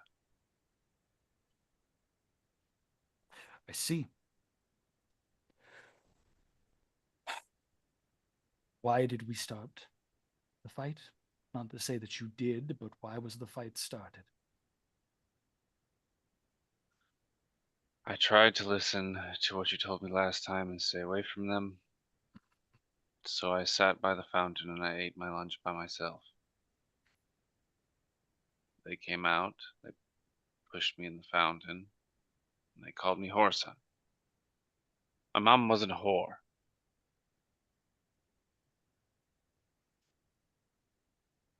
I kind of looked down dejectedly. I don't know if my mom wasn't a whore. No, I imagine that, like, if you tell yourself enough times, then maybe she wasn't. Yeah. I imagine that Aldo will affirm your belief in that, like, she wasn't. He's going to be the kindness in this moment and say, she wasn't. You know that to be true. Now, forgive me. I must, no, actually, no, this will be good for you. Get off the floor and come with me. I do so. He walks you through the halls, and you watch as eventually I think we end up finding Leonardo and the two boys who beat you up. He looks to you to confirm if those were indeed them. I nod, kind of like staring at my feet. Now, this church here, the one we are seated in, this church preaches that we, as its disciples, are to practice mercy, forgiveness. We are to practice peace and tolerance and root away from our aggressions. But, my boy, I teach you this now. For years and years, the church has been utilizing violence as a means to an end. And so what I tell you now is that sometimes when a man rubs your nose in dirt, you are fully and completely allowed to do the same to him. And you watch as he takes off his robes in this moment. He takes off his robe, and as he walks out, I imagine it's very much like Charles Bronson, like Tom Oh Hardy my Bronson God. level. Like he just takes off his cloak, and you can see now that he has a number of flail marks along the back of his body. He has like castigation marks just all along his back, Oh my God. where he's been flailed and flogged for years and years. And he now shakes out his hands and he walks up to the boys. Leonardo is my son. You boys seem to think it appropriate to speak to my boy like this. Do you think that this boy is a what did you call it, Luca? Did you a whoreson? I'm in that situation of like, oh man, I have an adult handling my problems right The now. little, I think the little boys are like looking up at you. I'm gonna be the little Oh, boys, dude. and the little boys are like looking I'm up at you, and screwed. they're like, "Well, I mean, we call we call it a spade, father. He Ah. is the son of a whore. Would See, the father not have us speak the truth?" And I kind of like look over at the other boy, like still thinking I'm gonna get away with this. you wish to speak the truth, God. In order to understand the truth of God, young man, you must also understand the wrath of God. And he will grab this child by his shoulders Oh my and just God. lean him over his knee and just begin like completely spanking him and being like, Screaming. you do not tell this boy he is a horse. Every single soul in this building, you do not lay hands on this child. Do you understand me? You Garcia are has not sprinted allowed. away. Yeah, Garcia's gone. Garcia is gone. Leo's ass is tanned. Leonardo is screaming, is like, yeah. Like he's like totally like capitulating 100%. And I think we just see like the briefest smirk come across Luca's face. And then I think there's that moment where he grabs his robes up. I don't even think there's anything more than that. I think that's Yeah. fast.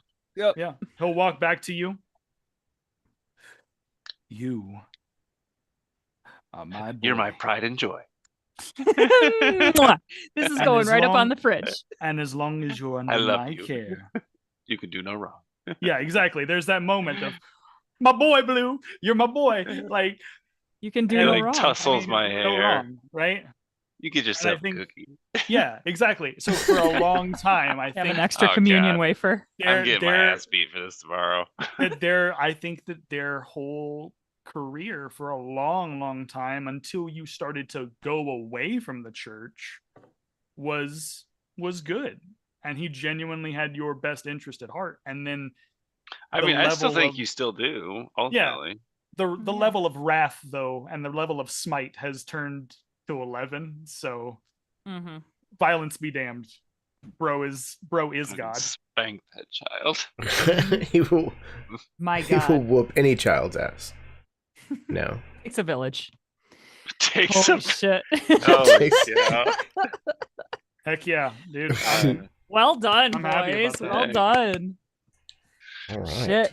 Shit. I say that's gonna go bad for Aldo. Aldo is going down a dark path, and I feel like this is one of many steps. Yes, I agree. Agreed. Listen, he could have had complete and utter mercy and control. He had no self-control, and we saw that he legitimately enjoys corporal punishment. He enjoys He all enjoys of these it. things. That's like the that's thing. the, there's a joy in He also enjoys it. understanding the Well, and wrath of God. Throughout this story, we've seen like many steps along the path, like that Yeah. step, and then Mm. the torture chamber, and then the fucking evisceration of the little village that Isabella's from. Like it's I it's can a literally journey. see the Pope right now just looking at Aldo and being like, "This is why you can't be a cardinal." I'm not mad. I'm just disappointed. I'm just I am disappointed. Go home. You don't This is need why to you be. can't have a nice things. This is why we Go don't allow home, you to be You the eat one. yourself a cannoli. You go to sleep. You go to Be sleep. better. Call A me in the snack and- morning. A snack and Call a me in nap. the morning. A snack and a nap. Well Call me done, in- Great, boys. Holy great. shit. Another Whew. gripping scene. I was locked. Mm, Wow. Damn, son. All right.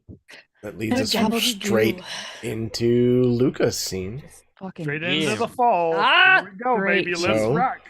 Baron, do you want to establish or do you want to resolve? Well, I might as well establish since Mhm. Fair we enough. only have one die left. I think Do it. Do it. Do it.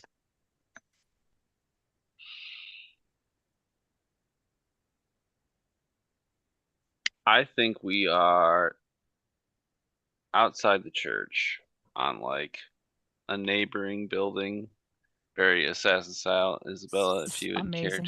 care to join me. I'm wearing my new cloak.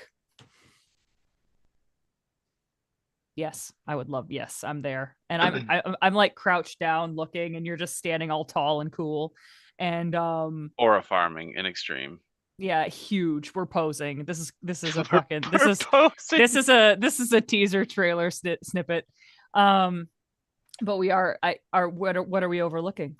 So I think we are overlooking the back door of the church that I Yes. had mentioned in the last scene from the last session that I believed to still be broken. And I think we even maybe see a person go into it or come out of it and like grab the knob and then grab it again and like struggle They with it a little slam bit. it and like you see it slam and then it creaks back open. Yes, and very much like the way we concluded last session, Isabella's lip like curls and she's like, "It is still broken." I sit and kind of like slide slightly beneath the wow, I know what this is called. The top of the roof, whatever. The peak of the roof. There we go. Yes. Sliding down the tiles. I figured it would be. They don't put money into things people don't see. Yes. So I will go first. You watch my Well, back. before that, I pull out a piece of paper and like going down a list. I've secured horse and buggy for leaving the city on the morrow. I have acquired lands, not much, enough to get a small farm settled, at best 2 days away. I have sent word to the neighboring affiliates of our organization of the comings and goings. I have set gallons of flammable oil in our old hideout that are set on a timer designed by the great Leonardo da Vinci himself to burst into flames. I kind of like look, I stand up and I kind of like just very gently like take, as you're reading and continuing this extensive list, I take this like list out of your hand and I would just say like, "I trust that you have everything in order, my brother." It's not that I have it in order. And he stops.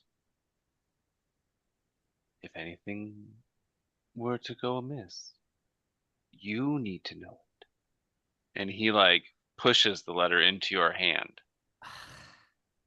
Mia fratello, nothing is going to go amiss. Nothing. This will happen. We will leave. We will live happily. You are so gloom and doom all the time. Unfortunately, I'm either pleasantly surprised or I'm right. Perhaps this is a day of pleasant surprise then. We will take care of this, we will get our florins, and we will leave. It is simple. You have the dagger? And then I think you barely even see Isabella go for her belt, but you just like see it appear in her hand. And she's like, of course I have the dagger. And then I kind of like hold it up to like your nose so you can smell like this acrid like smell that it's like it's poisoned. I believe you. Thank you.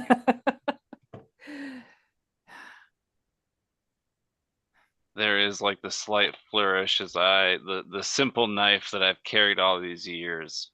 I stuff it in my waistband as well, as like a caricature of your assassin's blade. Amazing. Yes. My blade of an assassin, if you will. I'm like, you watch my back. Though I don't think that big lumbering oaf is as far ahead as we are. I know he is not as far ahead as you are, you and your lists. He wasn't so bad, you know. And he like stands and looks back over. He wasn't so bad until when, my brother? Was this before or after he slaughtered my entire family? Please enlighten me. Never mind, you're right. I'm sorry. And I think Isabella like takes a deep breath and like kind of puts her hands on her hips and just sighs and is like, I am sorry he became what he did. And I'm sorry for what you lost. But the Aldo who you knew, he is gone. He is dead. It was Icarus who fell on melted wings. And Aldo, but you didn't read that one. No. And I think at that time, and Isabella like smirks. You didn't read that one is such a jab because she like can barely read. And she like punches you on the shoulder. This is so very siblingy because like that's exactly the kind of shit that's and Well, like, at least I know how to read, so well, I may not be very well read, but I am very fast. And I at this time I imagine like zip like kind of like there's like a gutter of some sort or an eaves trough that I like slide down and then parkour over the garden wall into this back area where the secret door is. And I'm like, you're still on the fucking roof and I'm standing where this fucking door is. And I just like flip you the bird as you're still standing up there. And my flourish is significantly less impressive. I slide down the gutter. I like have to vault over the wall. Oh god. And it's like, you know, I think it's still raining from Yeah. earlier. And I think actually what we see is like as I vault over, we see maybe the carriage with Giovanni arriving back at the church. Oh my god. And we slip inside the back door. Can I add one element of peril to the end? This is your scene, Baron, so I would probably I like peril. Peril's fun. I imagine we Very. see we also see a horse pull up after perhaps Giovanni goes into the church. We see a horse on another rider. And I think Dismount probably angrily. this rider is maybe Aldo coming to the church. Is that all right, Chad? Is that all Bring right, us Baron? all here. Yeah. Nobody That and nobody is and nobody. perfect. I think we are aware that Giovanni is there. We are not aware that Aldo is there. And We're aware. We yeah, were always we think aware. he could be. He could be. But I think we are all in the same place. And is Sylvia with Giovanni, maybe? Did they just bang in the carriage? The only person not here is Phila. No. Okay. She's just, she's Sylvia's just chilling sitting in at her home. workshop, just like, She's just sitting man, at home this eating is fucking She's- cannolis. She's sitting on the couch So- eating ice cream, like. Allow- I sure allow hope I me. get a rich husband. It's matrimonial. Allow me. This is after Giovanni has gotten her father's blessing. I'm sorry. I'm excited about all of it. Yes. Look Yes. at Jeremy. Jeremy's like, oh my god. Oh man. So they are together in the fucking carriage. and we're all in the same High on place for life. the second half of Act 2. I just think that's Except that's Philo, perfect. Except who's Philomena, who is leaving with now. her Il Bastardo. Until we Yeah. find out Bruno's a traitor. No Oh way. god, please. No. Okay. She will Baron. escape Aldo- justice somehow. Aldo spoke to Infamy. Bruno and was like, fucking cut that shit out of her. Oh my Last god. way, Whoa. make it He's happen. like, Brutal. hey, listen, dude. Remarkable, everyone. Calm Baron, down. thank you. Baron, thank you for including me. That's delightful. Um I wow. don't get to decide that, you guys do, so give me Wonderful. what you would like. Were you resolving, Baron? I thought you No. were No, resolving. he established. he established. Baron established, so we resolve for him. Man. I mean, with all these I- additions, I feel like Black Die, to be honest. Like, you guys are walking into a shit storm right now. Yeah. I was open to Yeah. Yep. Yeah. the welcoming of a black Yeah. tie. I think it could It's go like when you either do way, an but Assassin's Creed game, and then like all of the scenarios that could have Called made the best foreshadowing. scenarios It's called are, foreshadowing. are now not the right thing, so you have to go Yep. and do the alternate route. You're like, Mm. oh, Yeah. well, that doesn't work, so now I got to make another plan mid-game, mid-jump. Right. As you're Yes. Dun dun yes. dun. We have to like reach back for the no wait. Pull the lever, Crunk. Wrong lever! Lever! Eartha Kitt at her. This is the peril lever. I love wow. her. Okay. Remarkable, everyone. So Holy that shit. was once around the table.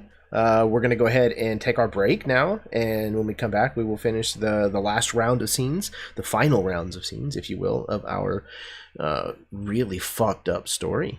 And Oh my god. see That's how so good, bad though. it gets. Not Um, yet.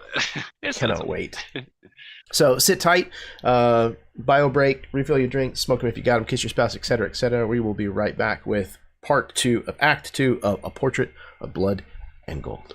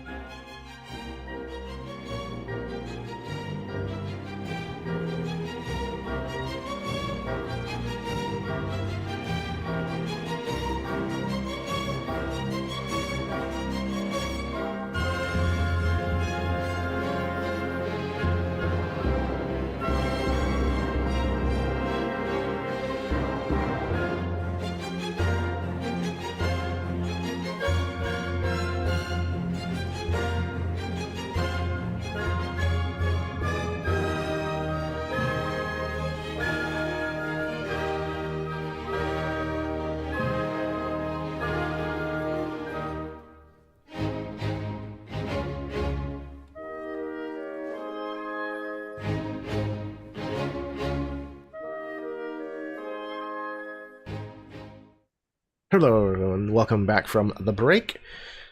This is the second part of Act 2 of A Portrait of Blood and Gold, our De Medici playset of Fiasco.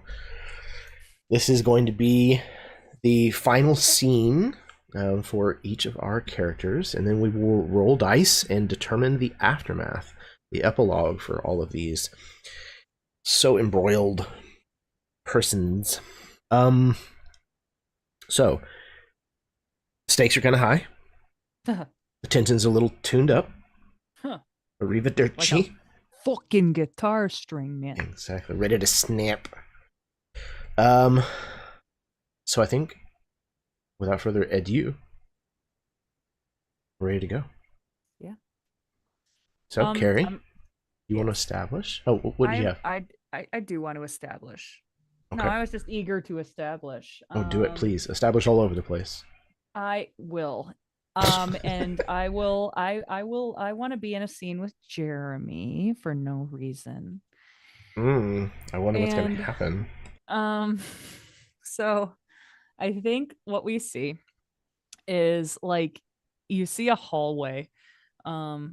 Just everything in here is stone. So you see this hallway and you see what it's almost like what it looks like in a horror movie, where there's just like a black shape that just goes like across the hallway. And then you see that black shape again, but it's like much closer. And then near, like in a drapery of some sort, you see from that peeks out behind, you see Isabella. And you can hear somebody humming or singing out of tune. And you then see it from Isabella's point of view. And we see Giovanni. And she like laser focuses on this. And you see like this something in her eyes and in her countenance like changes. And it is different than we have seen at any point in this story as the audience. It is cold and professional and focused and very, very wolf-like almost. And you see Giovanni come into frame just maybe a slightly just out of arm's reach. And you hear the softest creak of leather as Isabella like grips this dagger. And then you hear the giggling of a woman. And Sylvia like stumbles out from somewhere and kind of like falls all over Giovanni. If this is all okay, feel free to overrule me at any time, Sarah. Kind of like falls all over him, and they are both heading to where they usually head. And maybe even slightly intoxicated. And for a second, Isabella hesitates. Because he's not alone and he's with somebody who loves him. And she hesitates. And then she remembers that there were a lot of people that loved her too. And this institution, this building of stone and unfeeling architecture, and this just the whole scene destroyed that for her. And I imagine you hear her breathe quietly, silently at first, and then quicker and more and quicker and more. And then all of a sudden she just lunges from the shadows and stabs Giovanni wherever there is a spot to stab. I imagine just for a second, like Giovanni, you see her before Sylvia does, because Sylvia has her back to where Isabella is coming out of the shadows. And so Giovanni, you see Isabella come. And I imagine at the very last second, you probably let Sylvia, like you let go, like raising your hands. And I think Isabella just stabs you right in the fucking chest.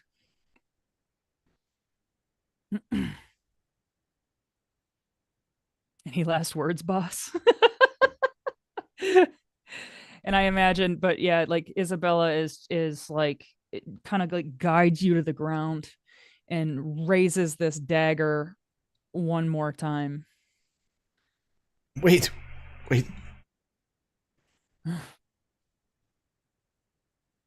Please. Just let her go. And I think like quickly, like Isabella just like over at Sylvia and doesn't move, but is like just looking at you like kind of, she's got Giovanni. Like he's gonna probably die from this first wound. She's about to make it a sure fucking thing, but she's like looking to make sure, like, what are you gonna do? I think Sylvia, she does not go for Isabella. She instantly goes to Giovanni, and her hand is going over his wound, and she's sobbing because she just doesn't know what to do. And I think the way that I imagine it, it's not a holy shit, you killed a priest. It's you killed the man that I love. And she just looks at you like, why? You need to leave. No. You need to leave. You need to run now. Giovanni nods and like reaches up like a bloody hand to like grab Sylvia's. Listen to her. You should go. Run.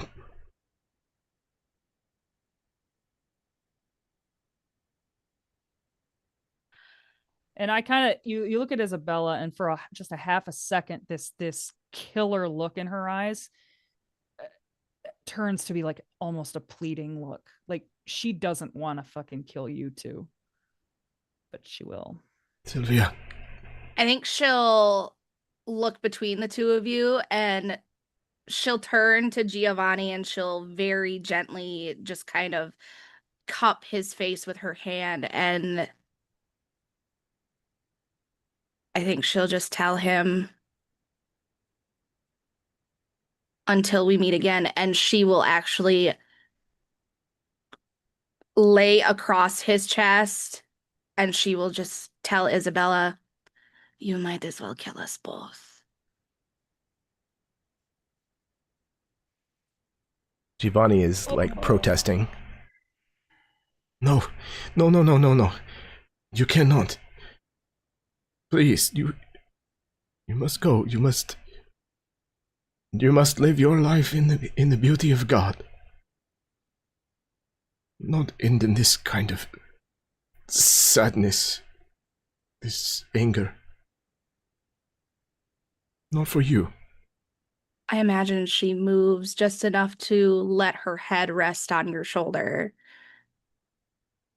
And her lips kind of like brush your cheek as she speaks. And she just says, there's no place else I'd rather be. Oh, fuck. Fuck me. I hope you feel bad. I feel bad. I feel really bad. Good. And I think oh shit. And I hesitate. Stab her. Do it. Stab her. I hesitate. Stop it. Stop. What happened to Miss Professional, huh? No. Miss Cold. I know. This is, hey, that could be the scene. I mean, honestly, I think that's like perfect. I think that what I think happens is Isabella like this, she's like, she's pissed now because like this was supposed to be easy, this was supposed to be perfect, and just this fucking another fucking inconvenience. And she like when you say you might as well do it, she like raises the dagger and she's like going to. But she can't. And I think what she does is she sheathes this poison dagger, and she starts just speaking in like angry Italian and like grabs you. She grabs Sylvia and starts like trying to wrestle you off of Giovanni. And I imagine that's the scene as she's cursing and trying to wrestle you away. And there is commotion and noise, and there's too much commotion and too much noise. And, I imagine in this cursing, if you'll allow it, Sylvia looks you dead in your eyes, and there's this she's got blood on her now. She's sobbing, and in the same like angry growling, she just says, "Why would you want to turn me into what you are?"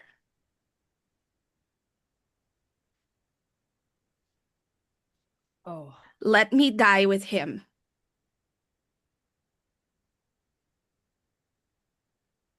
you should not have been here. You should is have not the done way it- better research. You should have known Philo was gonna tell fucking everyone. Ugh. And at that, Isabella, like, I imagine by now she's at least got you up to your feet, and she like kind of like lets you go and stumbles back. And that gets her good because like she's just, this fucking dumb girl has just unraveled this whole fucking thing that she thought that Isabella thought was pretty elaborate and pretty well planned. And I imagine as the two stand there, and Giovanni is like gasping on the ground, that is where we snap it. Perfect. Amazing. Yes. 100 years, black dice. Yeah, I'll just take that. I'll 100 just years. take that. Jeez black dice. Just give that to Louise. me. That's 100 good years though. black Thank dice. you for allowing.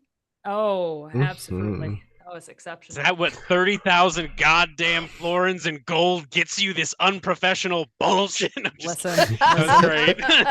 it's not my fault. I haven't had a good the meal guilt, in 20 the years. angst. Oh. It's been 20 years since I've eaten correctly. I do not remember the taste of bread. I haven't had a carb since I was 13 years old. Oh. We had cheese yesterday. Yeah, we did. Just You're goddamn right. We cheese. did. We spent a small amount of our 30,000 florins On cheese. on cheese. Oh, and this new thing called pizza. Delicious. I invested in a chain of restaurants. They're doing this crazy new thing now. Yeah. One it's guy, great. he owns like 6 places. It's incredible. Well You can done. bring it to your Thank you. house. Thank you, Jeremy. Thank you. Oh, thank you for Sarah. stabbing That me. was really great. Dude, Thank you for thank stabbing you. me. So welcome. Yeah, no problem. Anytime, bud. That's what I'm here for.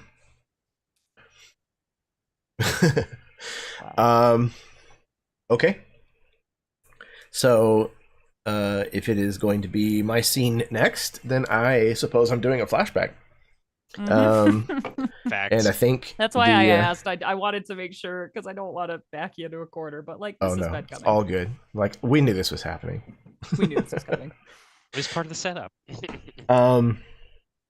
So I think then we're going to see Giovanni going to Philomena's house to visit with her family. Perfect. Oh man. So I think we see this home that's probably in a different place, I imagine, than the shop. I'm actually thinking it is the shop. You know what I mean? Like I imagine maybe she like lives above it. You know what I mean? Like her Okay. family, Mhm. probably has their own like separate abode. But I think the most Mhm. common place she would be found would be the Hall of the Sacred Form, the Sala della Forma Sacra. Perfect. So I think that there is a rather lively knock at the door. So question real quick. So timeline wise, where are we here? I mean, obviously pre-assassination, but is That would this help. I mean, I would think Still bleeding. Giovanni's ghost just drifts in. Oh my god! Help me! You will Ah! be visited by 3 spirits this So night. are we thinking it happened like between the scene that we saw in the Calavici family villa and the assassination, or are Definitely. we saying this? Okay, Yeah. okay. I just Yeah, wanted to make sure. I absolutely. would for my think own it's sanity. before you send the boys away. Because he's Yeah. coming to visit you Yep. and Well, Mateo. Actually, I had a thought about that. So yes, that makes sense. Okay, now I understand. So I think you knock on the door, this very lively knock, and it takes a few moments, and I think you hear the sound of like one person working with chisel and mallet inside of this workshop, and then it stops, and you hear the sound of approaching footsteps as Philomena, again, tunic, breeches, and boots, kind of opens the door, and she blinks when she sees you, of all people. Your Eminence, what Good brings you evening. here? Signorina Yes. Potenza.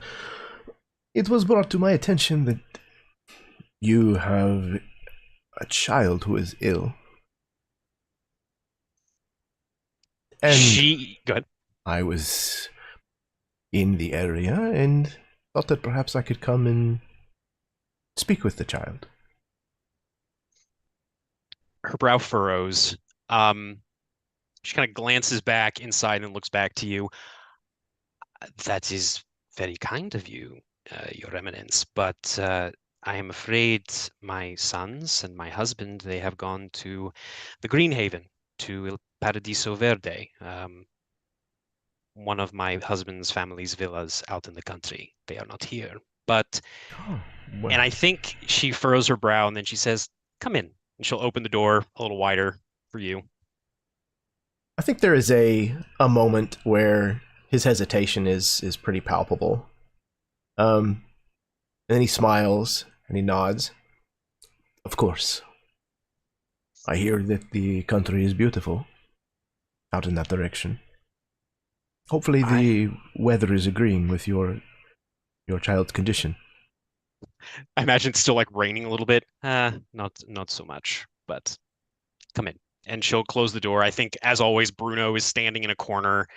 And she moves over to, again, I imagine there's just like a small like table somewhere. I think you see like there's some sketches on the table, as well as a few other documents. You see like this block of like white marble flecked with black and blue that she was working on. It's very like early stages of something.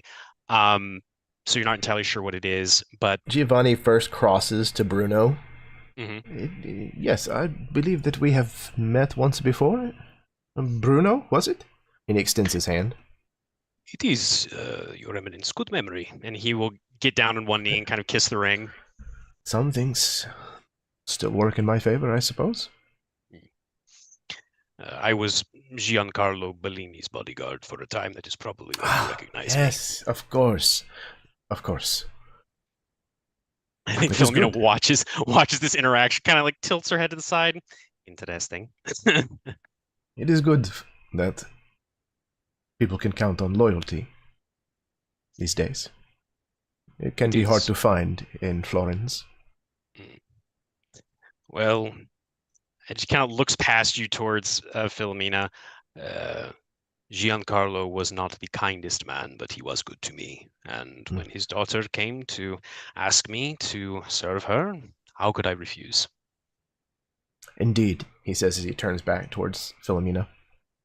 Yeah, I think she is watching this with like narrowed eyes. But then she'll walk over to the table and say, I think she picks up a few of the documents and looks back to you, Giovanni.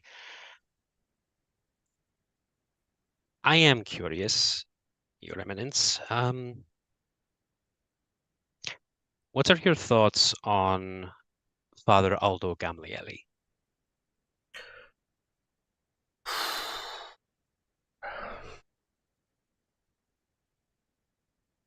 There are a lot of pieces of paper here. There are. Most of them are sketches. Would you like to see?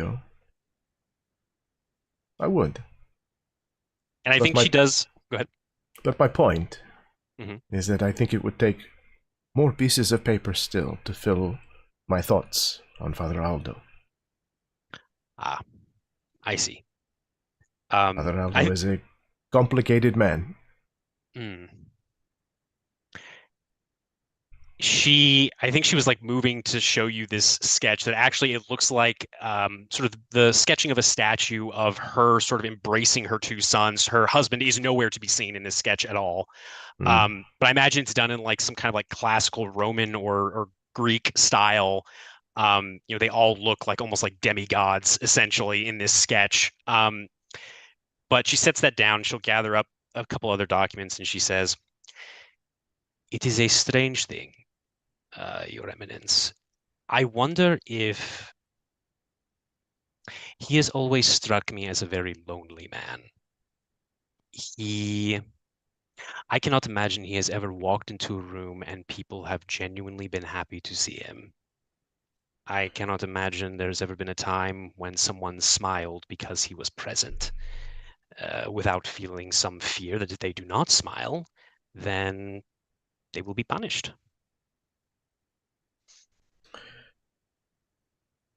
Aldo has always had a dark disposition. He sees the bad in everyone, and he thinks he can fix it. And not in the way that you or I might think that we could help shape or mold someone for the better. And Giovanni kind of stops at this statue that has the smashed face and kind of like reaches up and traces it with his finger. He has always had other methods.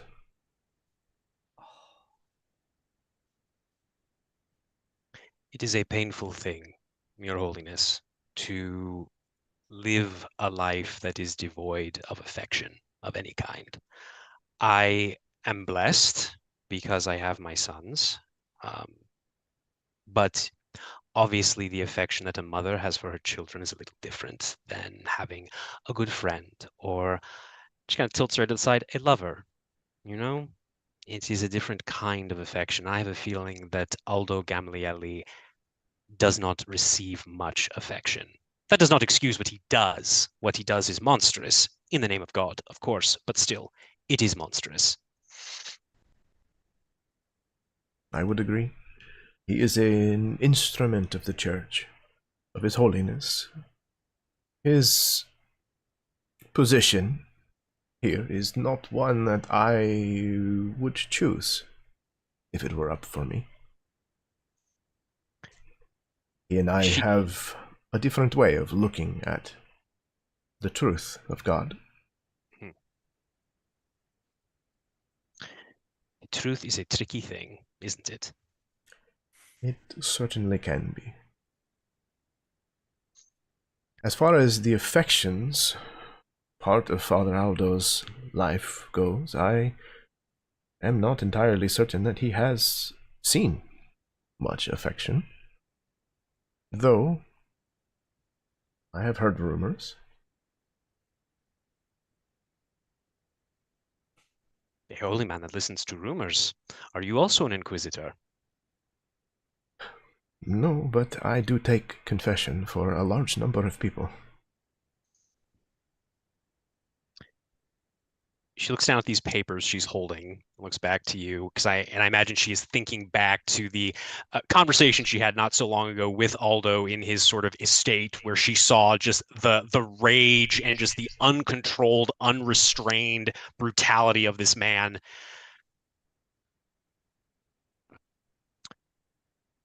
I am curious, since you are interested in the rumors, if I could reveal certain things, perhaps provide a written confession regarding your brother in faith, what protection could you offer? I have not done this sooner because, well, who do you go to when an inquisitor is the beast knocking at your door? Indeed. if you could write and provide such information, proof, perhaps even, of the transgressions that Father Aldo has committed, I would certainly be inclined to send them to His Holiness. As far as protections, it's hard to say. As a cardinal, I could offer all sorts of protections here in the city. However, were I to, say, meet an untimely end, it would be very difficult to do.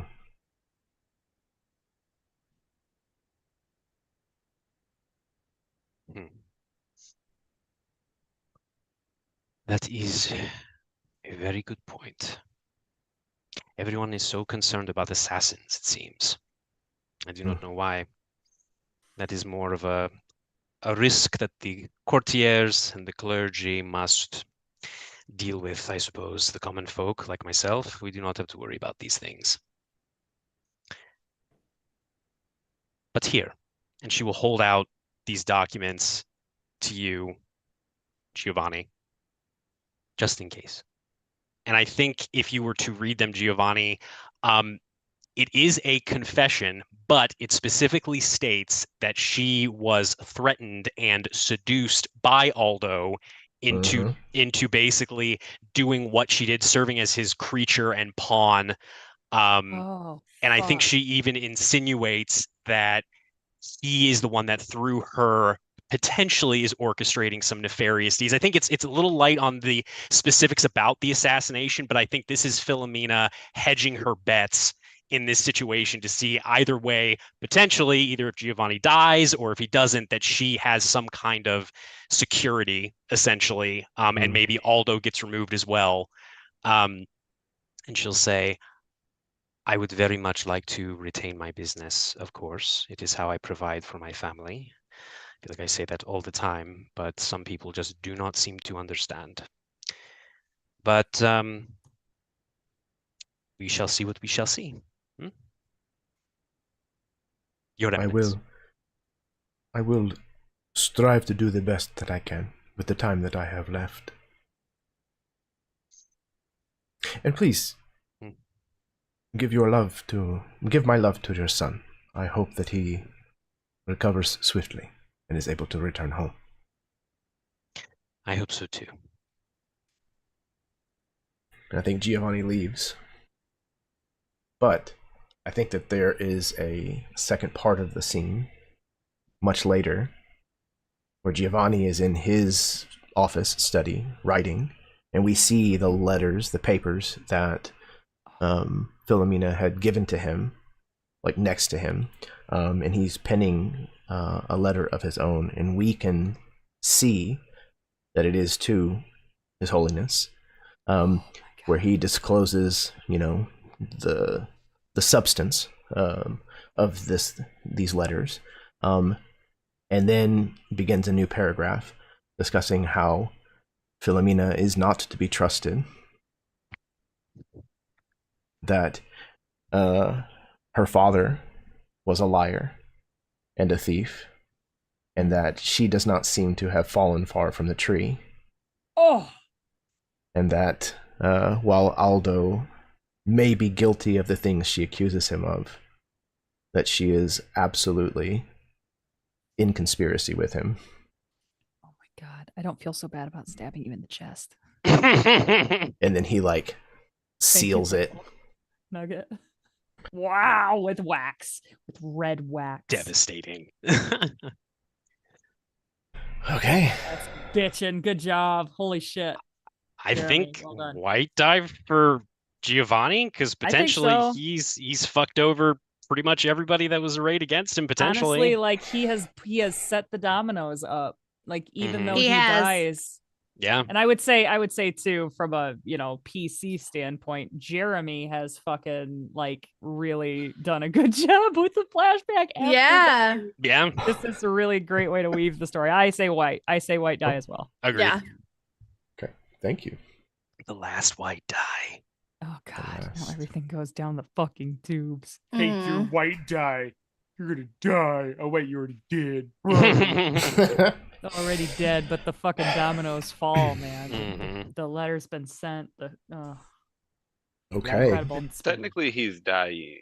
I was gonna say, yeah, That's he is dying. Dying. Death, Dying. death saves. Death saves. Death Hashtag saves. Save Giovanni.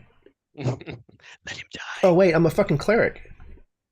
Yeah, right. Cure I wounds. cast Healing Word. Lay on hands. Lay on hands. Sarah.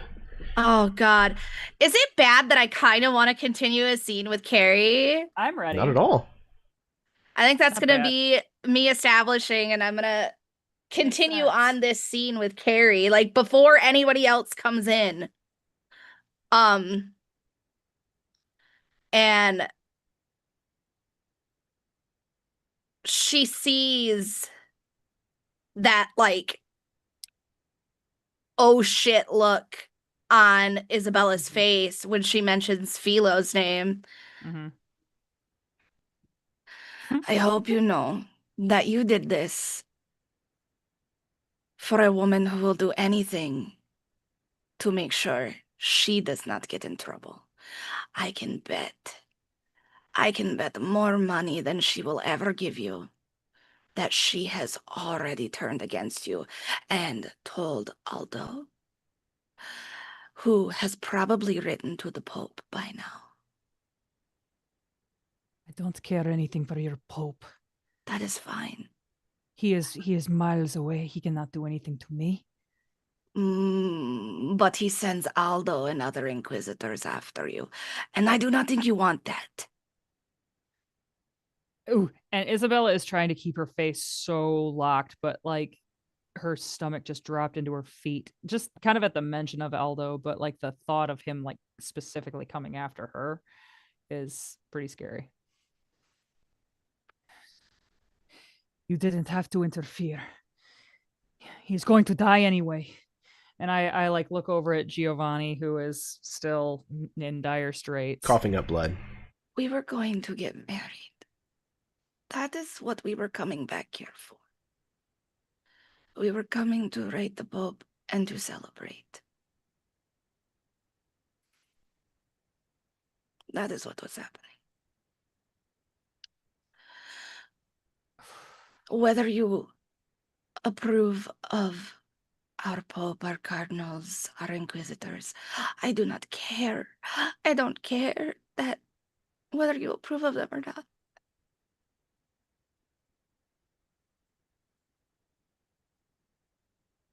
But you are doing exactly what they have done to people like you. Taking away happiness. Taking away families.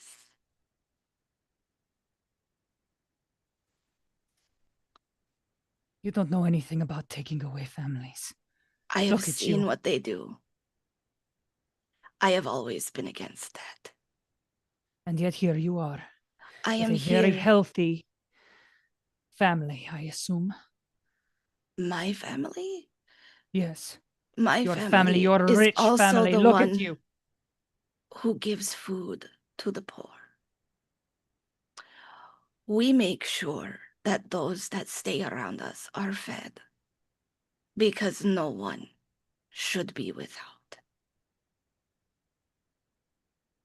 No one. And she pauses for a moment. And you watch as she looks towards the dais and the altar.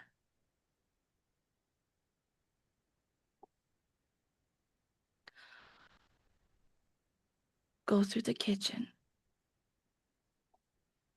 You will get out before anyone notices.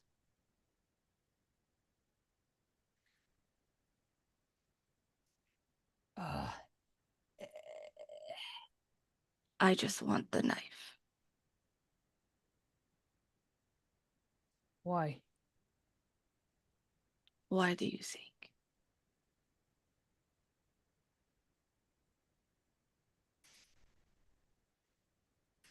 And I think Isabella like looks at you and is confused and but angry and blind, and she's like, enough of this talk. And as she marches back over to Giovanni's body and starts to cut off his hand. Because I need that part. I think that as she's kind of like surprised because she's hoping maybe that you'll leave, but as you go to start cutting off his hand, I'm assuming he's still alive. If he's still alive, I want to fucking finish the job and then take his hand. This is terrible. But Sylvia is going to try and stop you. It's very much a bum rush, and it's with her shoulders. She is like slamming you off of him. She is going to try her hardest to either you're going to kill her too, and there's going to be two bodies in here, or you're going to get the fuck out. You have two options. And as we're like wrestling over this, I would just say, like, he's going to die anyway. You don't understand. There's things in motion here. There are things that you don't understand. There's things that you don't see. You think that is true? Yes. Again, I told you, Philo has a large mouth. Philo has paid. But she hasn't paid at all, has she? Oh, and you see that same oh shit. Like no words, but just like fuck, she knew that too. And I know like, Philomena's not stupid enough to pay it all at once. But do you think she will pay the rest? Because yes. I can tell you she is waiting with a dagger for you. Not just a dagger, a sword as well, with her weird little henchman. She is not capable. Oh, she is. And the way that she has trained that man, he will do anything for her. He is basically a dog. And I think Isabella's lip curls, and she would say, "You don't know. You don't know who he is, do you?" I know you are a wolf, and he is a dog. I see you far superior. He was yes, a wolf. He allowed himself to be tamed, did he not? He would not kill us. You don't know that. I do. You don't. But it is cute that you think you do. Because she pays him far more than she will ever pay you. And she will make sure she gets her money back. Just watch. And I in this like grapple, I would just offer you, I think Isabella would just say, "You need to leave, please." No. I die with him. Then die if you must, but please let me do what I need to do first. No. You will kill me before I watch you saw his hand off. You might as well take one of mine too, because I know she would like one of mine.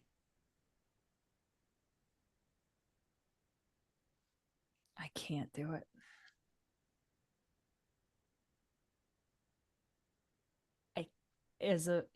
Shit. Fuck off, Jason. Do it, you coward. No. Oh god damn it. Hold on. I'm thinking. I'm making a decision. I'm making a hard decision right now. Okay, Bible. Man, oh man.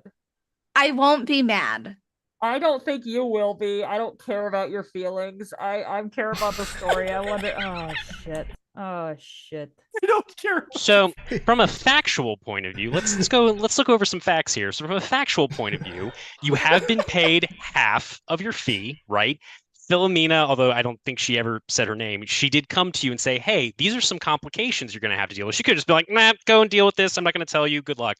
So There's also she's the trying to help. fact that Philomena is also, grubby. But Isabella doesn't know that. She doesn't No, know Isabella anything Sylvia about. does. Sure. I So don't she, trust Sylvia.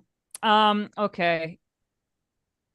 Giovanni's like, 6,000 florins worth of gold. So- I can't. I it's can't so dark. For you and Luca. I can't do it. I would just. I think I can't kill her. She's not involved, and I think Isabella, like, not knowing what else to do, she yells for Luca, which is in a, this is the worst idea, because, like, we need to be quiet, we need to be stealthy. She yells Luca, and I imagine, and Sarah, I know this is your scene, but Oh, it's totally fine. we hear this, like, Luca, and you hear it echo, and you see this, like, rapid shot of hallways, empty hallways. Yep. And you see like servants, and you see, like, other, like, little kids that are, like, waxing pews, and you see, like, turn their heads, and I imagine possibly somewhere we see Aldo Who turn his hears head it as well? at this. I think with you yelling for Luca, Sylvia's gonna look at you and be like, you need to run now. Because it's not just me. It is going to be everyone here. And there's more than one Inquisitor here. And I can't leave without Luca, so I don't right away. Perfect. Perfect. Sarah, amazing as always. Goddamn. You are amazing. I love Back it. at ya. Give me that Gosh. black die. Yeah, well, it's not a ton of choices right now, so. I know. Give it to me. I love it. It's delicious. Delicious. Oh my. Ooh. God Ooh damn, la la. incredible. Worst I love assassins you. ever. Fuck off, Jason. Fuck Got a you, heart. Jason. I got a heart. Well, to be Love fair, you. we did For the kill record, him. if He's you're watching dying. this Sure, later. sure. If you're watching Giovanni's this You were just- live, there. On the If you're ground in the watching this later- background. Just like, We'll wait to see what the aftermath has to say about he's dead. no, Right, no, he's gonna by live. all means, He's you got do a lot of finish. white dye. Yeah. I'm so cold. I'm so cool. It's I getting feel dark. death's I'm- embrace. I'm so glad I was Blech. wearing my impervious breastplate. Yeah, that's so Like I said, Baron, if pocket I say Bible. that, that happens. Jesus Christ. That can happen. That can happen. Ridiculous. For those who are watching at home, maybe even after the fact, fucking Jason is over in the side chat making me feel terrible. He's like, "Hey, what about your professionalism? Do the What's your job. contract?" What am I paying you for? Hey, seems kind of like a pussy move to me, but what would I know? Whoa, I didn't say that. Although it didn't is. say that. You Although it didn't. is. You can't It say that certainly word. That's is. our word. Here on the Erasmus But if the Expedition, we can shoe say these fits. words. Yeah. You were warned. If the bunny slipper fits, you must wear it. Assassin. Incredible.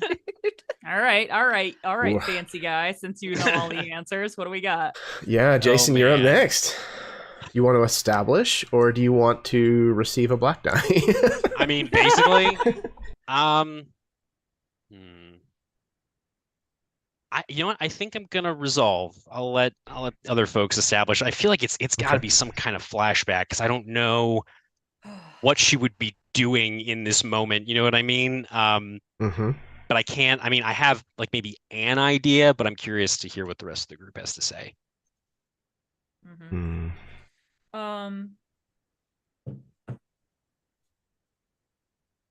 You know what? I'm gonna change my mind. We're gonna establish. I think what we You are just gonna had do. an idea, an epiphany. Yes, I mean I had an idea. Just I was curious, but just to make I things couldn't think flow of anything, easier, so yeah. we can get to the murder.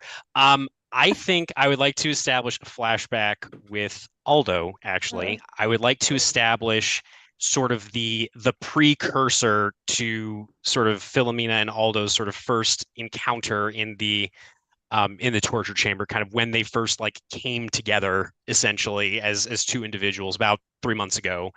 Um, I like that. yeah, I think that makes the most sense. It's definitely a black die regardless, but I mean it's also I think like a good start of like the descent, if anything else.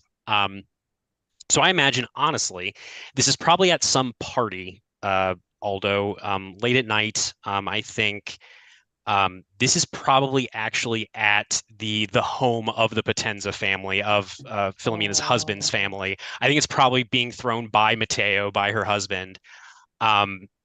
And I think like the Potenzas have like someone that is married to like a cousin of one of the Medicis, which is sort of like their big like claim to fame. Like they puff themselves up with, oh yes, we're so much better than all these other plebs because we have a cousin who's married to one of these, incredibly powerful and Well, it's wealthy very nobles. status. It is, it is. And so I think we see a small garden, well tended, very beautiful. And there's people milling around, and I think we see Philomena in this ivory dress, and she is sort of off by herself, essentially. I think she's occasionally looking towards her husband, who's talking to this very handsome and gallant looking man.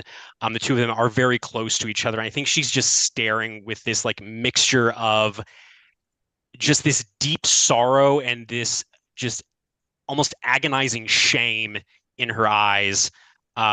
As maybe you see this, Aldo, maybe feeling a little out of place yourself at this gathering of the hoity-toity rich. And you can potentially approach her however you want to address that. Yeah, I imagine that Aldo will see you from across the way. And he will kind of stride up with the intention of, are you as bored as I am?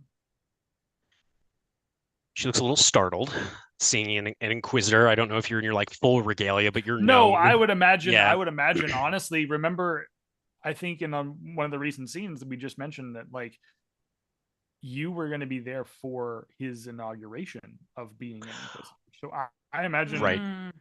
this meeting be Oh, okay. before Gotcha. No, that makes right? sense. Like just maybe even just before that. Like he might be getting inducted here shortly, and that might lead to. It would probably have to be after, because if it's only been 3 months, yeah, for her whole pregnancy thing, So then, I think it would have to be after. So maybe there was, to your point, like an initial, maybe like very sort of like baseline introduction that then this leads to something that's a little more intimate. Right. So I think she does look a little surprised, because again, she's only met you in passing once, when you again became an inquisitor. Boredom? Yes, I suppose that is one word for it. My Lord Inquisitor. Yes. Please. I hear my Lord Inquisitor every day. For at least tonight, feel free to just call me Aldo. Oh. Very well, Aldo. She chuckles a little nervously, takes a small sip of her wine.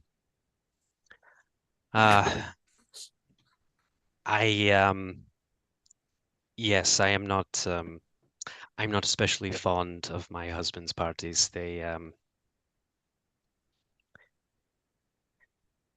always leave me feeling a little isolated, I'm sure you don't know what that feels like. I imagine, well, she kind of tilts her head. Maybe you do. I don't know. He kind of looks at her surprisingly, and then like very solemnly, you have no idea. Inquisitors and gravediggers, executioners We are probably don't have many friends. We are all looked at as though we are a weapon, my dear. I walk into a room and it is like I stab every single person with just a glance. I am the scabbard. They don't want to speak to me. Ever since I took the position, they don't want to talk to me. They don't trust me. No one looks at me like I am a good and holy man. No one.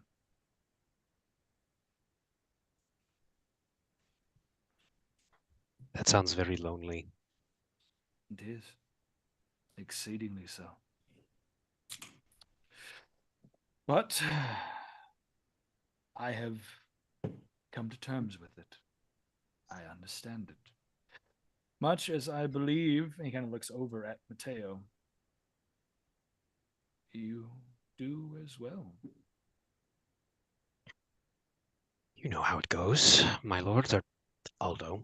A marriage of convenience, a marriage of business. But yes, it is. He like walks around you from like one shoulder to the next, right? Like so Mhm. he was standing on your left and then he slowly like goes around you to the right. It's a shame, really, that a man who, pardon me for being so forward, but a man who would have the world in front of him and who cannot even bear to bat an eye at it. That does give me pause. Because if, and he kind of like looks you up and down, if circumstances were otherwise, I would see myself counted as one of those who would see you as a great gift and not keep you aside.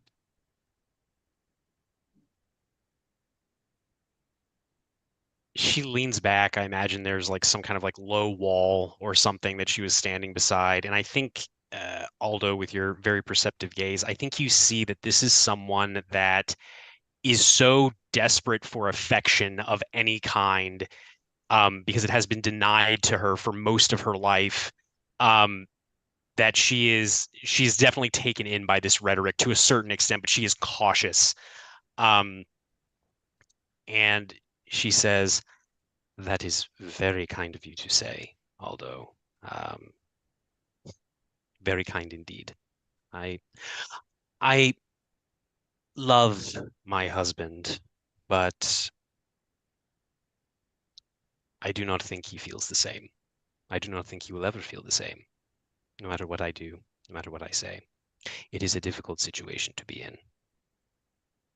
But I have my sons, and I think you can kind of hear like the laughter of a boy that's probably about like 14 or 15 years old, sort of like chasing some other child. But inevitably, these green eyes flick over to another child that is just seated, slumped in a chair with like blankets wrapped around him, sort of coughing. They both have the very distinct green eyes and black hair that their mother has. Um, and you see, I think, just this little like frizzen of pain on her face. If it is not one thing, it is another. But anyway, um, she kind of looks around. No one's really paying any attention, I imagine. Would you like to take a walk, perhaps? Get some fresh air?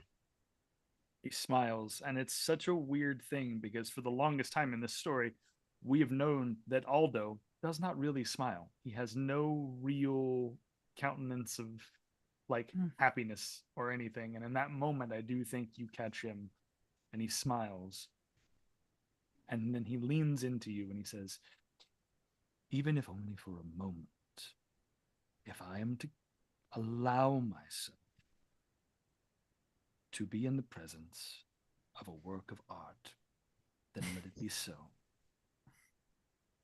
I think when you mention art, she smiles, this wide, radiant smile, and she says, L'arte soprattutto, Aldo. Art above all. And I think the two of them start to walk out of the garden and leave the party behind. Oh my God. How very Game of Thronesy. Mhm. Yep. I think that's it. Mhm. Damn. Amazing. Hey. Holy Oh, shit. okay. That's crazy. I'm gonna- That would yeah. probably normally be a white die in any Yeah. other given. Yeah, but Nope. you're Context. also falling for Aldo. Yeah, I mean, honestly, I could see yes. either or, but yeah, definitely black die because that's all we got left. The Well, yeah. storm is coming. It's the But- ominous storm. Mhm. Right. It's more the she may not exactly realize what she's just gotten herself into. Yep. Mhm. Yep. Mhm. Yep. You know, Yep. with that, you know, that angle, that viewpoint, it definitely colors it more of as a black die situation. It's all about the angles, man. So Truth. Yeah, I'm that's gonna. good. Oh man, this is tough because this is the last scene for me outside of Mm-hmm. the finales Aftermath. portions. Yes, indeedy. So let's do this because I want it. Yeah, I imagine that we kick off from the call for Luca. We kick off from the call for Luca. We watch as Aldo stalks into the main cathedral where the three of you are currently. As I do so, I believe that just for the sake of story, there is a chase sequence that happens. Has to be a chase sequence that happens.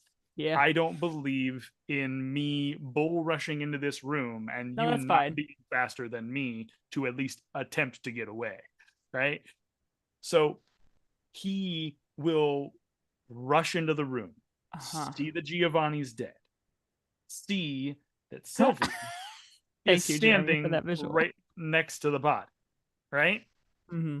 Clock everything, clock you, and immediately see that he has his opportunity to nail like the assassins in the best way possible. Mm-hmm. So he is gonna gun for you. And there's this chase sequence, which I imagine takes place throughout the entirety of the cathedral. Oh, Just multiple levels. And diving and ducking and you keep calling for Luca. And this is where we get the rage, like just the absolute shit, unapologetic rage. You watch as he is stalking and like completely like jumping over obstacles that you didn't think that this large man would be able to do, and like barreling through right, or others, barreling like through some of them that might have been in his way. a la Dwayne Johnson in The Rundown, just full on just elbowing through you know, like and Isabella's doing that thing where she like is knocking over shit, and then so I think that there's a moment where we see them eventually get up toward the bell tower of this chapel. Wow. And I think he's calling to you, right? Like he's calling out, but you maybe can't hear it. And neither, because I don't want to do that entirely, but when we get up to the top, can I propose something? When you get up to the top to this bell tower, you look around and you don't see Isabella, and but there's no escape. Like if to leap from this bell tower is death. Yeah. So she's hiding somewhere up in here. I knew it would be you. I knew it would be you, and I knew that tonight would be the night. So, come out wherever you are.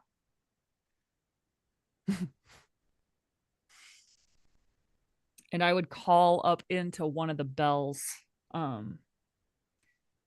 to refract my voice in a moment of pretty quick thinking on Isabella's part, if I can give myself a little credit. Quick thinking on Carrie's part too. I yell into one of the bells, you don't understand. What don't I understand? Explain.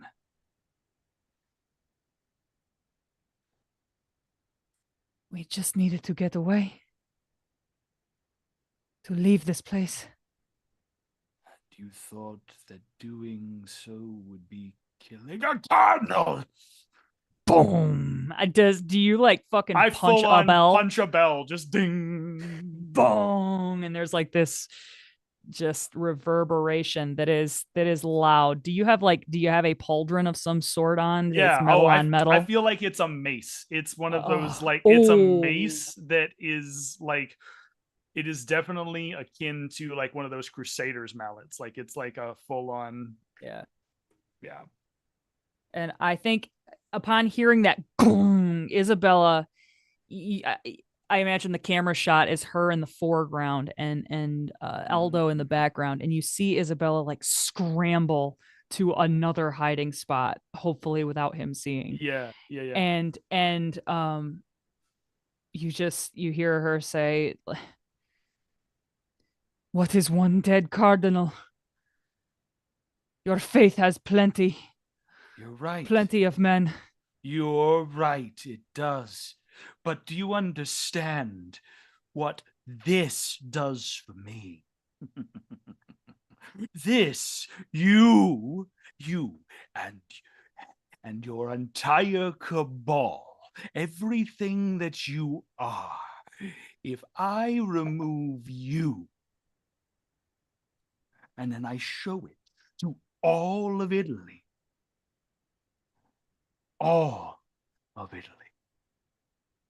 then they will look upon me as the savior of this holy ground. So, show your face, coward. Show your face. Or This is the fucking multiple times she has been called a fucking coward today. Carrie, I think that there's a moment though. Please I go. think that there's a moment though where he goes, I now remember where I saw your face. Fuck you. Your mother tried to do the same. Oh my God. Oh, and Isabella's like, her cheeks flush and she's just like, she's scared, but the rage is coming up. And so go on. Call your brother. Call for Luca. Have him show as well. I will take you both. And when I do, I will make sure that both of your heads are used as an example for why you do not fuck with the church. I fucking burst out of my hiding place and I just bull rush you, and it's stupid because I'm so small and you are so big. And it's I full scream. On I scream. Full on bear hug, pick up, drop. Alex. Yeah. Yep. Yeah. So this is not going well. Baron, it's going plenty great for you, Aldo. What you want to add in? I'll just wait. It is your turn next. Feel free if you want to add in. I'll just wait. I'll just wait. Murder you. That's fine. No, I do think that there's a moment where like there is a huge tussle, and if you'll allow it, Carrie, there is some level of violence which I don't necessarily want to describe, but I will describe in bad. I will describe in a way where it's. Please go ahead. Tasteful. Go ahead. Yeah, that's fine. Tasteful. And I imagine that tasteful violence needs to be a t-shirt. There's like a whole bunch of like grappling and like punching each other, and like you're trying to stab, and then at some point that fucking poison dagger goes clattering across the poison dagger gets flown out, and there's this moment where you're face down on, I think, where like where we would see, I guess, the eagles split like parapet off the edge. We see that your face is down on it, and he's got your arms up. How would you feel, little pigeon, if I broke your wings? And he will snap your elbows inward. And I scream. Yeah. And I think at that point, he will just drop your body, and he will turn to face the other direction, fully well knowing that at some point now, because you called it out numerous times, at some point his brother will show, and that scream will be the trigger to bring him. Yeah. Brava. Woof. You fucking Bring arms, me dude. that black That's die, my baby. fucking arms, dude. Did you like fling me off the building, or No. am I still in the room? No, you're Great. still laying on the Super top duper. of like Yep. I'm not gonna throw you off until No, last not gonna. minute. Okay, good. Okay. Super amazing. Yeah, that's not good. Bad news. Bad Not news good, Matt. bears. Bad news bears. I love And a black you, die. Carrie. And a black die for Chad because And fuck a off. black day for me, baby. Let's go. I told To you guys everyone's I'm gonna be surprise. gnarly. I told you I'm gonna be gnarly, and I plan. Que surprise! Are we one die short? No, Jeremy just Nope. got an extra. Yep, he Yeah, got the wild I die. ended up with Yeah. Yeah, you got the Oh, wild because die. these are partially holdover from Act Yeah. 1. I'm a dumbass. Correct. I'm sorry. yes, It's all I don't good. know how Yeah, math works. Math is for dorks. You got it. truth. Okay, that brings us to Baron. Luca, are you establishing? Yeah. So my scene takes us back a few minutes to the first cry for my name. I am lost in a memory of where I was sitting by the fountain when Giovanni approached me, and I asked him some tough questions. And I hear this call, and I run. I get to the center chapel, and I see Aldo leaving, and I know it's like fuck. So I run, and I think it's as Aldo is entering the like to confront you, and the chase begins. I am almost there to intercept him, and like this huge sausagey hand grabs me by the throat and like slams me into the wall. And an aged but fattened Renzo, who has been waiting to beat me one more time, is just like throttling the life out of me, and I can't talk, I can't scream, I'm just choking. Oh my god. Scrambling. I reach for my knife, this dull, unornate thing, and I stab him in the side of the neck, and he releases me. I push him off me, and I run. I don't know what happens to him. My knife is with him. I pursue you guys as fast as I can, but at this point, you are up in the bell tower. I hear the echo of this bell, and I'm at the base, and I think there's probably like, like a series, maybe like 7 bells. They're all ran down to lines, and I see the bag, and I grab the rope and cut it. The bell crashes to the ground, and I ride this thing up. That is bitchin', And dude. I think as you turn around to wait for me, we see this shadow lunge from the shaft of the bell tower and land with like a roll. And I see the now mangled Isabella.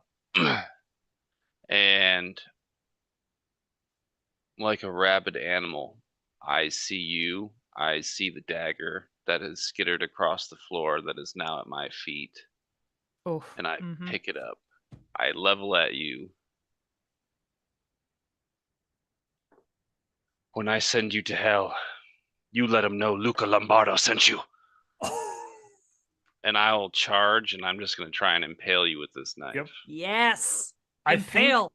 I think that's perfect, because I think what I would do in counter to that is I'm going to try to hold you there and like pick you up and like keep you at bay and almost like try to choke you out, because I think that Aldo in this moment doesn't want to kill Luca, but he damn well sure doesn't want to get stabbed by this knife. So he is going to try to pick you up and wrap you around, and I think at that point in the middle of the scuffle is perfect for like, if I don't know if you want to continue and go through the fight sequence, or if that, how do you want to end that scene? So I think I don't really know how this epilogue works. So I think there may be like the illusion that we're about to topple off the edge. Yeah, I think that's a good. I think that's a really good idea. I think that there's a moment where There are, pulled. yeah. Sorry, I'm Yeah. sorry. Go ahead. No, I was no, just no, that's perfect. about to from a mechanical standpoint, Baron. There are a lot of options. Like if you were about to say like whoa and like end the scene there, there are a lot of cool options from that point. If that's what you're that's wondering. kind of where I was leaning. Whatever I think you want, an epilogue between the assassin pals would be cool, but that's fun. I don't know if we'll ever die here. I think before we cut it off though, Sarah mentioned. Oh, this is the something mayhem rampage, by the way. Yeah. Yes, of course it is. I feel like there needs to be this because I saw this a long time ago and I want to call it out, right? Because Sarah, I gotta honor it because you mentioned it. As I have you in this chokehold, right? As you're trying to stab me, and I'm like, we're tussling back and forth. I think there is a lockup where I look at you forehead to forehead, and I'm like, God. You were my brother, Luca. You were my brother. Now, who is the holy man? I have the high ground, and you are nothing more than a gutter rat. Oh my God. And like through like strangled gasps. I loved you, Eldo. Oh my God. Yes.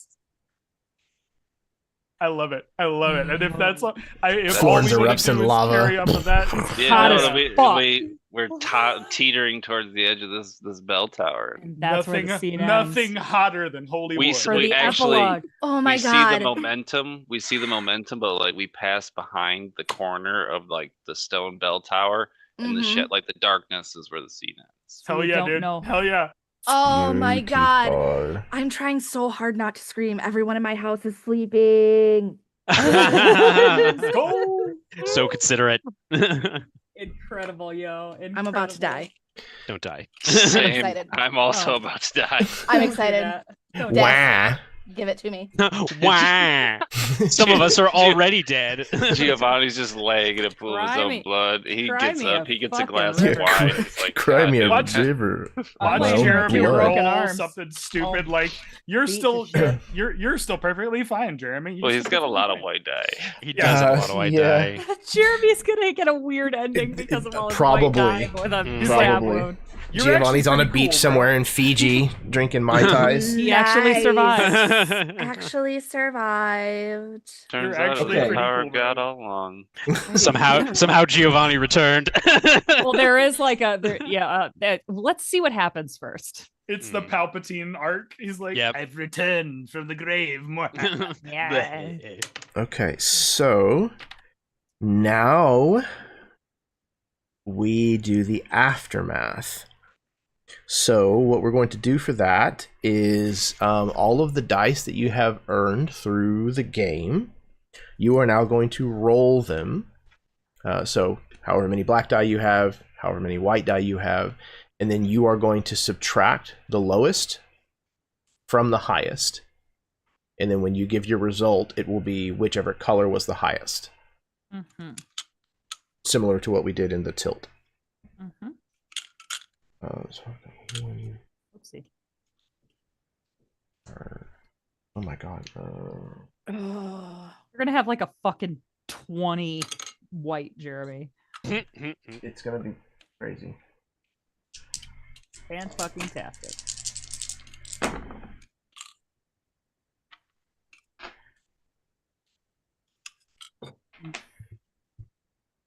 Oh wow. This hurts my whole body. Wait a second. Ow. Okay. Wait a second. Jeremy, what did you get? What did you get, bro? I got a 12 white. Oh, that's not as crazy as I thought it would be.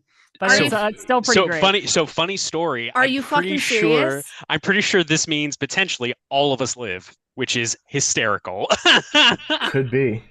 Yeah. What if, my God, but like, do you want to? Like, there's no fucking orthopedic surgeons here. My arms are fucked. My arms are I got a white 11. That's really good. Wow. You're better than I am. Well, that's probably fair.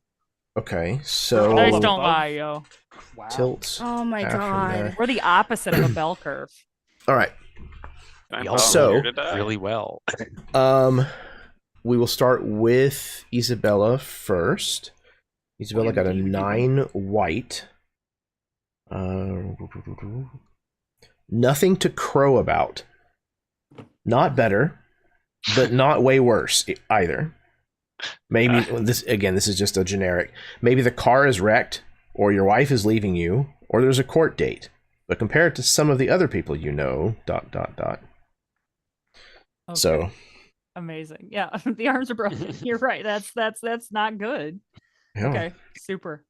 Okay. For Giovanni, 12 white. Not too shabby. You made it out with dignity intact through some fluke. There might even be a little profit or self-respect or something. Time to throw a little party for all your friends. Oh, your dead friends. Interesting. What if the poison like had a clotting factor of some sort and it saved your life? Interesting. Ironically, Yes. It flushed out it was your the wrong colon. fucking poison. It was an antidote. These assassins are the fucking worst. They got the Worst. poison for hold Cusco. on, They got because Cusco's poison. My I got blade a- guy. I got a white 11, which is the same as Jeremy's according to the book. It is. Yep. So what if Oh, Sylvia prepared for this moment and was able to give him an antidote once you ran off? Damn. because you clearly knew this was gonna like happen, Mhm. like, and you're rich, so you have antidote access. I have antidote money. I've got antidote money. I got an apothecary on speed. Or speed pigeon. maybe because Speed pigeon. alchemy was being outlawed by the Ooh. church. Yep. Maybe the poison was bunk. Could Mm. be. Yep. That could. Maybe That makes it more was. sense. So Maybe really, you the- just got I gotta get a new. stabbed. Did I gotta people get a new live? dagger guy. Yep. You all just need to retire. You're terrible at this. We have a Don't long you have a Hey. son you storied need to look record, thank you. after? I do. Well, you get to that. Philomena Why don't you mind got after your TB, baby? Yeah. I got a 10 black black. 10. Yep. pretty good. Pretty good. All things considered, you're coming out of this smelling like a rose. I don't. You're a get little that. better off. Maybe you Mhm. got the girl, or maybe you just didn't get caught. Hey, sometimes you escape justice. There you go. Wow. Aldo. Wild. Chad, what do you got here? 12 12 black. Pretty good. Same thing. All Yep. things considered. Okay. Aw, you see, they were meant to Wow. be. And then You know- Baron got a 9 black. Nothing to write home about. Back to where you started. Maybe sore and broke, just like yesterday and tomorrow. You probably learned something, though, like how to do it right next time. Next time. ... That is, I mean, it's not exactly I the same. throw myself it's off that building. it's the same Don't as kill what yourself. Isabella got. I do it. Actually, I it's the said same it. as what It is. Isabella got. Just It different is. colored dice. We Yep. escape. We escape somehow, man. That We is fucking- so funny. Or like you're just about ready to Every- throw How Aldo did and we you can't all fucking bring live? yourself to That's do what it. I'm insane. saying. That makes so no you- sense to me. Given How the everything, fuck did we all live? I don't This know never happens. how we're gonna I- like twist this so it makes some kind Bro. of sense. I Here's the had thing. to undo a beheading. If I can do it, you can do it. It was all Ron, doppelgangers the whole time. But what if I don't want to? But what if I'm like, yo, Too bad. uh, It's the death is rules. death, What if bro. I re-roll my die? No. No. Baron, what if you're gonna kill him and you just can't fucking do it? I was And about so you to just say take because, Isabella and we because escape. you see him like your dad, so you just kind of push him off and you grab Isabella and you run. Just the worst assassins ever. Okay, actually, that kind of checks out. There's a slight scuffle. I throw Aldo from the bell tower. Through the grace of God, he hits linen The awning. grace of God. Yeah, Yeah. God forbid. More like the grace of So- Satan. White linen So- awnings and lands in on a bale of hay. And Pure I Assassin's imagine Creed. I would scoop you up, Isabella, and we would leave. Elizabella. Elizabeth. Yeah. So like Jeremy, remind me. So Mhm. do we do like a scene at a time? Is that what we do for the little epilogue here? I don't remember how we've done it in the past, but I'm perfectly okay so it's with doing based that. on it's based on the die. So like as we go around, we do like a Yeah. really quick thing. A And if I very remember quick correctly, thing, right? Right. I- Right. Yep. Yes. So yeah, we can do white a quick is- epilogue. White is Okay. emotional, black is physical, or vice Yep, versa. that's right. And we do it Yes. with Right. the die. Wait, so real quick, white is physical or white is emotional? White is is emotional. White- black yeah, is emotional. emotional. Got Black is it. the Black is physical. Yeah. So I'll start. I think that I see after this whole fucking emotional fight with Sylvia and like being called a coward and fucking Aldo bringing up like all the violence, Isabella with her broken arms and like all beat up to hell, sees the same look in Luca's eyes as he's about to push Aldo off of the bell tower, and she just doesn't yell with the strength that she did before, but she calls your name one more time from where she lays and she can see you. And that's my little scene. That's one white die for me. See. Jeremy, it's your turn. So one of my white dice is his recovery. It takes a long time, I think, but given his position in the church and the fact that he comes from a noble family, I would imagine that he has some of the best doctors of the age, and is well attended, and he makes maybe a little divine intervention. maybe just a little, maybe just a tiny bit of God's grace. He makes a surprising recovery and lives. Nice. Wild. With my first white die, I imagine that during Giovanni's recovery, Sylvia's right there with him. She is making sure he's okay. She is also trying to make sure that all of his affairs are in order. Whether he needs to, like, she just randomly goes and she's like, oh, this needs to be sent out, this whatever, and she just makes sure that he doesn't have to do much when he comes back. Oh my god, she's so fucking organized. Okay, let's see. For one of my black die for Philomena, this is so ridiculous. For physical, I think, especially when she starts to hear whispers that Giovanni is recovering, I think she actually will take advantage of the chaos and the confusion in the aftermath of all this, and she will leave Florence, and she's going to go to Il Paradiso Verde, to the Green Haven, to be with her sons and her husband, and they are going to start talking about leaving Florence altogether for the neighboring city of Prato, which is another Renaissance era city that was around this area. Just to leave all of this behind, the idea of physically moving from one place to another. And I think that'll be her first black die. Oh, Chad has a bunch of black die, a bunch of physicals. It's a good thing he's not in a fight or something. Yeah, it's a good thing that I'm not broken. No, I think that there is this moment between. I'll start with the black die. I'll start with physicality.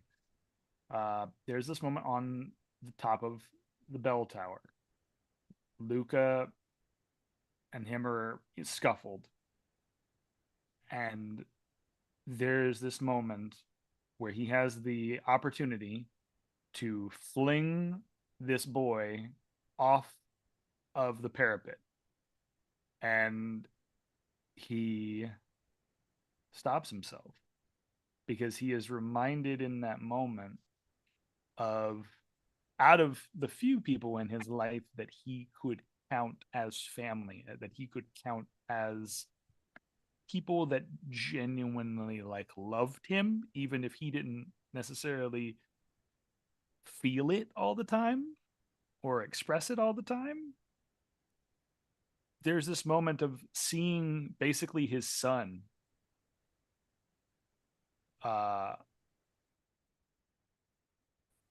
and I think Luca trips him in a way that allows for him to fall gracefully off of this building and into the hay. And there's this moment where now that as he's tumbling down, he's reminded of the fact that this young man who once did not think of himself more than a bastard child, he is reminded that he also was one at one point. And that all he ever wanted to do was to protect Luca. And in this moment, he realizes that Luca also protected him. So he's sitting now in that hay, and by the grace of God, having kind of a Scrooge sort of revelation. You are not allowed to make me feel bad. Maybe I shouldn't be a murderous asshole. No, I am. You're I'm bad. okay. You're bad. I'm You're okay. bad. I'm allowed to. I'm You're allowed to mean. pull the heartstrings. Thank you. That's what I'm You're saying. mean. If I understand this correctly, I'm going to use my black die to glare menacing down at Aldo, but then maybe your arms aren't like snapped to pieces and they just No, need I to think be he just set. cracked him. Like, my shoulders are fucked, and I'm just like laying there. Well, I'm gonna use my physical die to. I'm gonna carry you out of here. We have to get out of here. Mm-hmm. Maybe Isabella remembers that she said to leave through the kitchen. Yeah, I think Isabella just does kind of squeak out like, through the kitchen. It is clear. You just hear like the mumbles of repetitive prayer. Oh, that's incredible.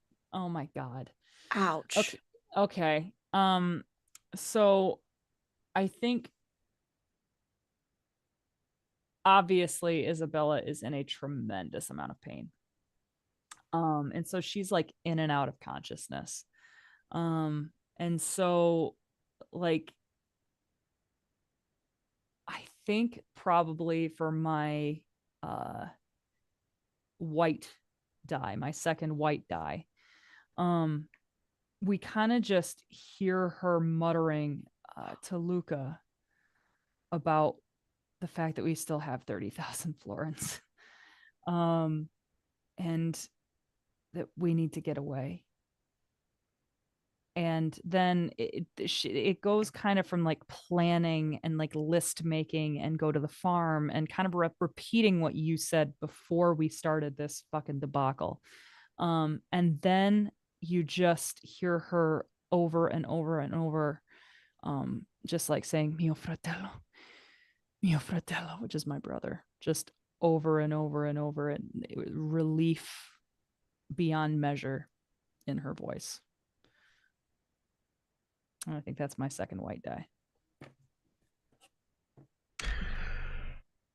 The second white die for Giovanni, I think, is we see through the tail end of his recovery, when it's kind of obvious that he's going to live, that there is a flock of visitors, of mostly people of means who knew his family of some kind, or who would like to be, in his family's good graces, and or members of the church who have taken this event and recovery as some kind of sign of God's providence. Oh my God, yep. Mm-hmm. He is protected. Mm-hmm.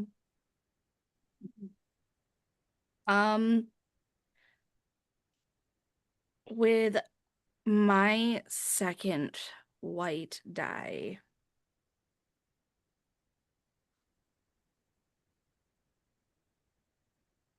I think that maybe on one of the days that Giovanni's getting a lot of visitors, she goes home and she writes a letter to Philomena. A letter that says that she is sorry for how things went and she is sorry, but she also forgives Philomena for what she did. Shut up, Baron! I'm sorry, Baron. Gremlin chat unleashed. We promised to not look. And just telling her that she forgives Philomena.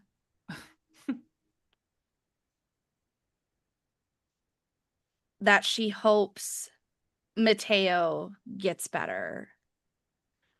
And wherever they I'm just kidding, fine. wherever they find themselves, she hopes that she's well and she's doing well. And I think just as an added, because Sylvia is doing this out of the goodness of her heart, Philomena is going to see this as her like being a dick. She is going to put some money in it as well.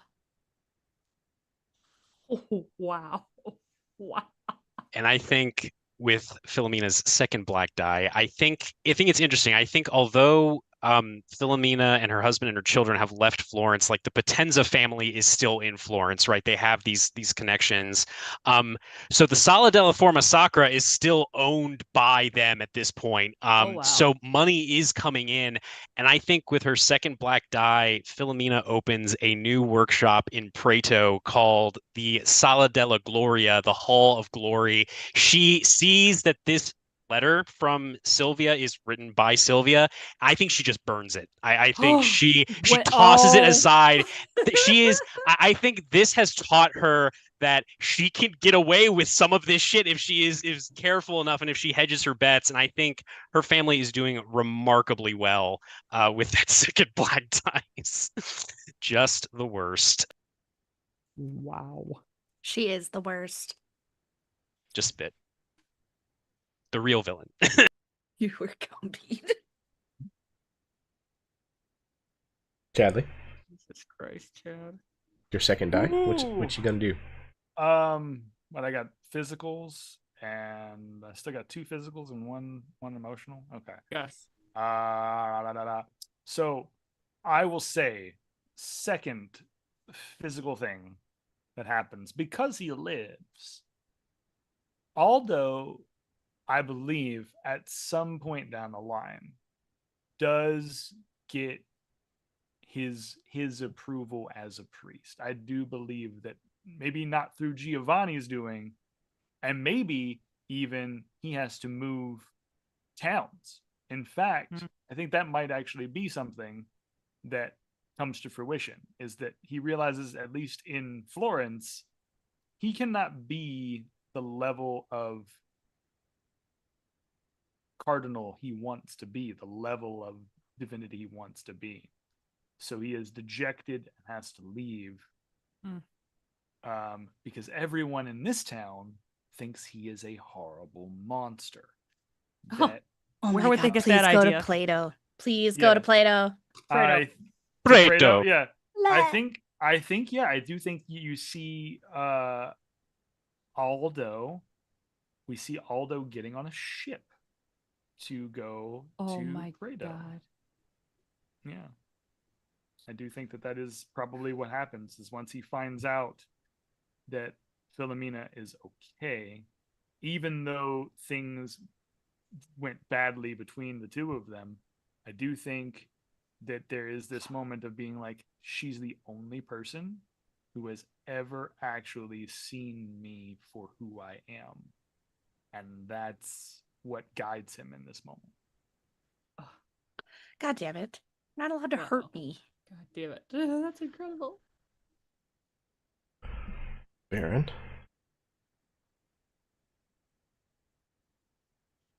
Oh, you're muted. Damn it. I mean, I've been doing this for 10 years. I need to stop.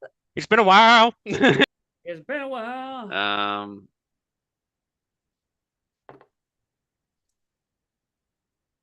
I'd load our shit up into a wagon Mhm.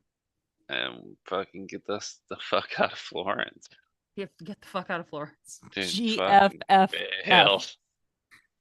I think we also see FOF. like the ignition of the hideout. Uh-huh. It's on fire. Perfect. I think I'm gonna kind of pigeonhole you a little bit, Baron, but I think it'll be okay. We see fast forward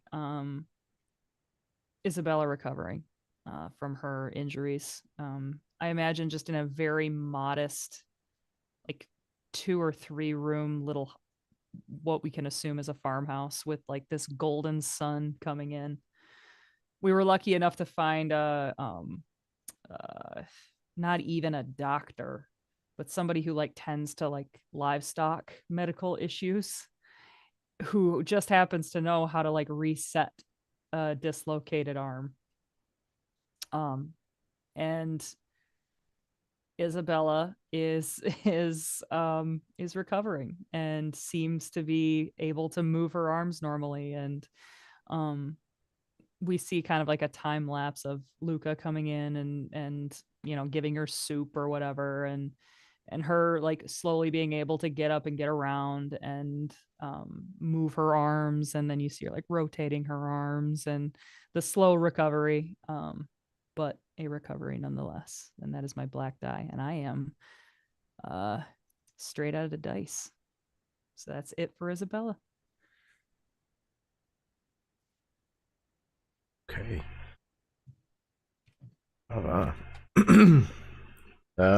So I have a third white die.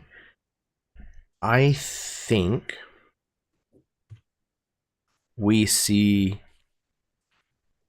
Giovanni at the villa, getting around, maybe a little slowly, but is very happily making his way out into the same like vista that we saw earlier. It kind of overlooks these hills with the vineyard, and he is clutching a letter, and he comes out excitedly looking for Sylvia to let her know that the Pope has agreed to give him a special dispensation so that he may marry. Oh, you see the Pope somewhere going, I'm not mad, I'm just disappointed. The Pope approves. Yes. A thumbs up from the Pope. You kids have a fun. I think I'm going to use, this is my last white die. I have a black die left. So I'm going to use my last white die. And I imagine that this is where you see their wedding. Oh, it's like that scene in The Godfather. Yeah, like the scene in The Godfather. It's just, I mean, doves and flowers, and everybody's there to see it because it's the cardinal getting married. You see her creeper dad giving her away, but he's so happy for her. Papa Creeper. I knew that she would get married one day and everything will be wonderful. You come to me on the day of my daughter's wedding. You done me a good job. You done me a good service. Congratulations. Grazie. Mwah, mwah. And that is my last white die. Ridiculous and wonderful. Okay, so I will do my last black die. I think we see Philo in Prato with her kids, with Cipriano and Leone. I think she is, this is a few months down the line. I think she is more visibly showing her pregnancy. But I think because she has more of a sort of steady-ish income from 2 different cities, the fact that she's in a different city with different apothecaries, maybe some people that are practicing alchemy of some kind, I think we see Cipriano able to breathe without hacking. He's able to stand up, and I think we just see these two boys like chasing each other up a tree, just like climbing trees and laughing. And I think as she's sort of watching this, she sort of cradles her stomach, and I think she just cries. I think it's something that she's wanted for so long. And that will be my last black die. Incredible. Okay. I have one more black and then I have a white. So what I'm gonna do is last black die. Yeah, guys, I want Aldo to die too. I'm not gonna lie. I really do. Do it. Fall on your So I'm sword. gonna do it. Have some decency. coward. Have some decency. So I think what I'm gonna do is he arrives in Prato. He thinks he's escaped. In fact, he is going to try to probably seek out Fila, knowing that potentially she is heading in that way. But I think rather than going directly to her home and trying to like court her and do all that jazz, I don't think he does that, right?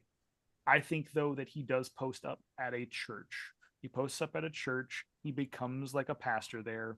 Things are good. And for a long time, he actually gets to a point where he's fine. He's comfortable. He's suited. Things are good. No one's bothering him. And then at some point in his older age, he gets a knock on the door. And it is a young man who arrives at the door to greet him. And as he stands there, he says, "Hello there, my son. How may I be of..."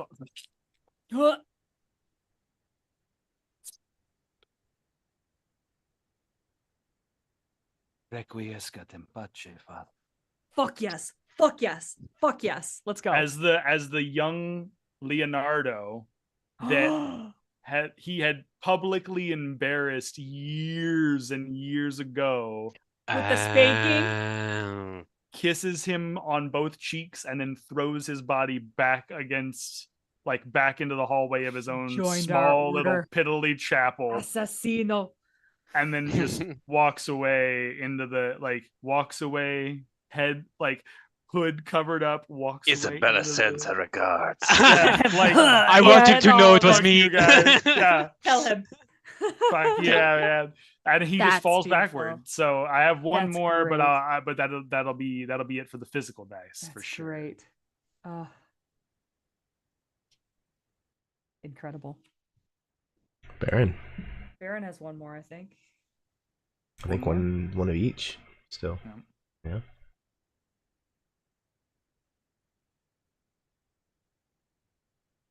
You're muted, brother. Yeah. How long have you been doing this? God. Some things will never change. It's fine, man. Again, like, see the beginning of this game. Yes. I do this all the time. I think it's one of these days where Isabella is getting better. Luca comes home and there's like a 8 to 9 year old. I would say it's probably a little girl with him. She's dirty as hell and scrawny, and he's like, well, I couldn't let her sit outside. That's perfect. Oh my god. Isabella's gonna be the fun aunt. Am I the only one that has a dice left? No. I have one left. I have Yeah, one. left too. You have Yeah. one left too? I'm done. I also. Except for So my being the fun. last white die, I think,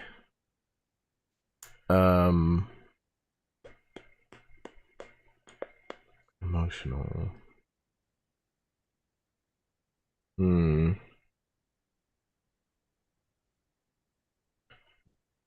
Man. I It's tricky, think ain't it? Yeah. I already I did the think wedding. Oh. maybe that there's a shot that we see an even older Giovanni, who is, after Mass, is greeting people as they leave the church. Not greeting, saying goodbye to people as they leave the church. And at some point, if you're okay with it, Sarah, I think Sylvie comes up to, like, at his elbow, and it's obvious that she is with child. Oh, everybody's having That's so babies. cute. I hate it and I love it. It's great. Oh, black dye that's physical.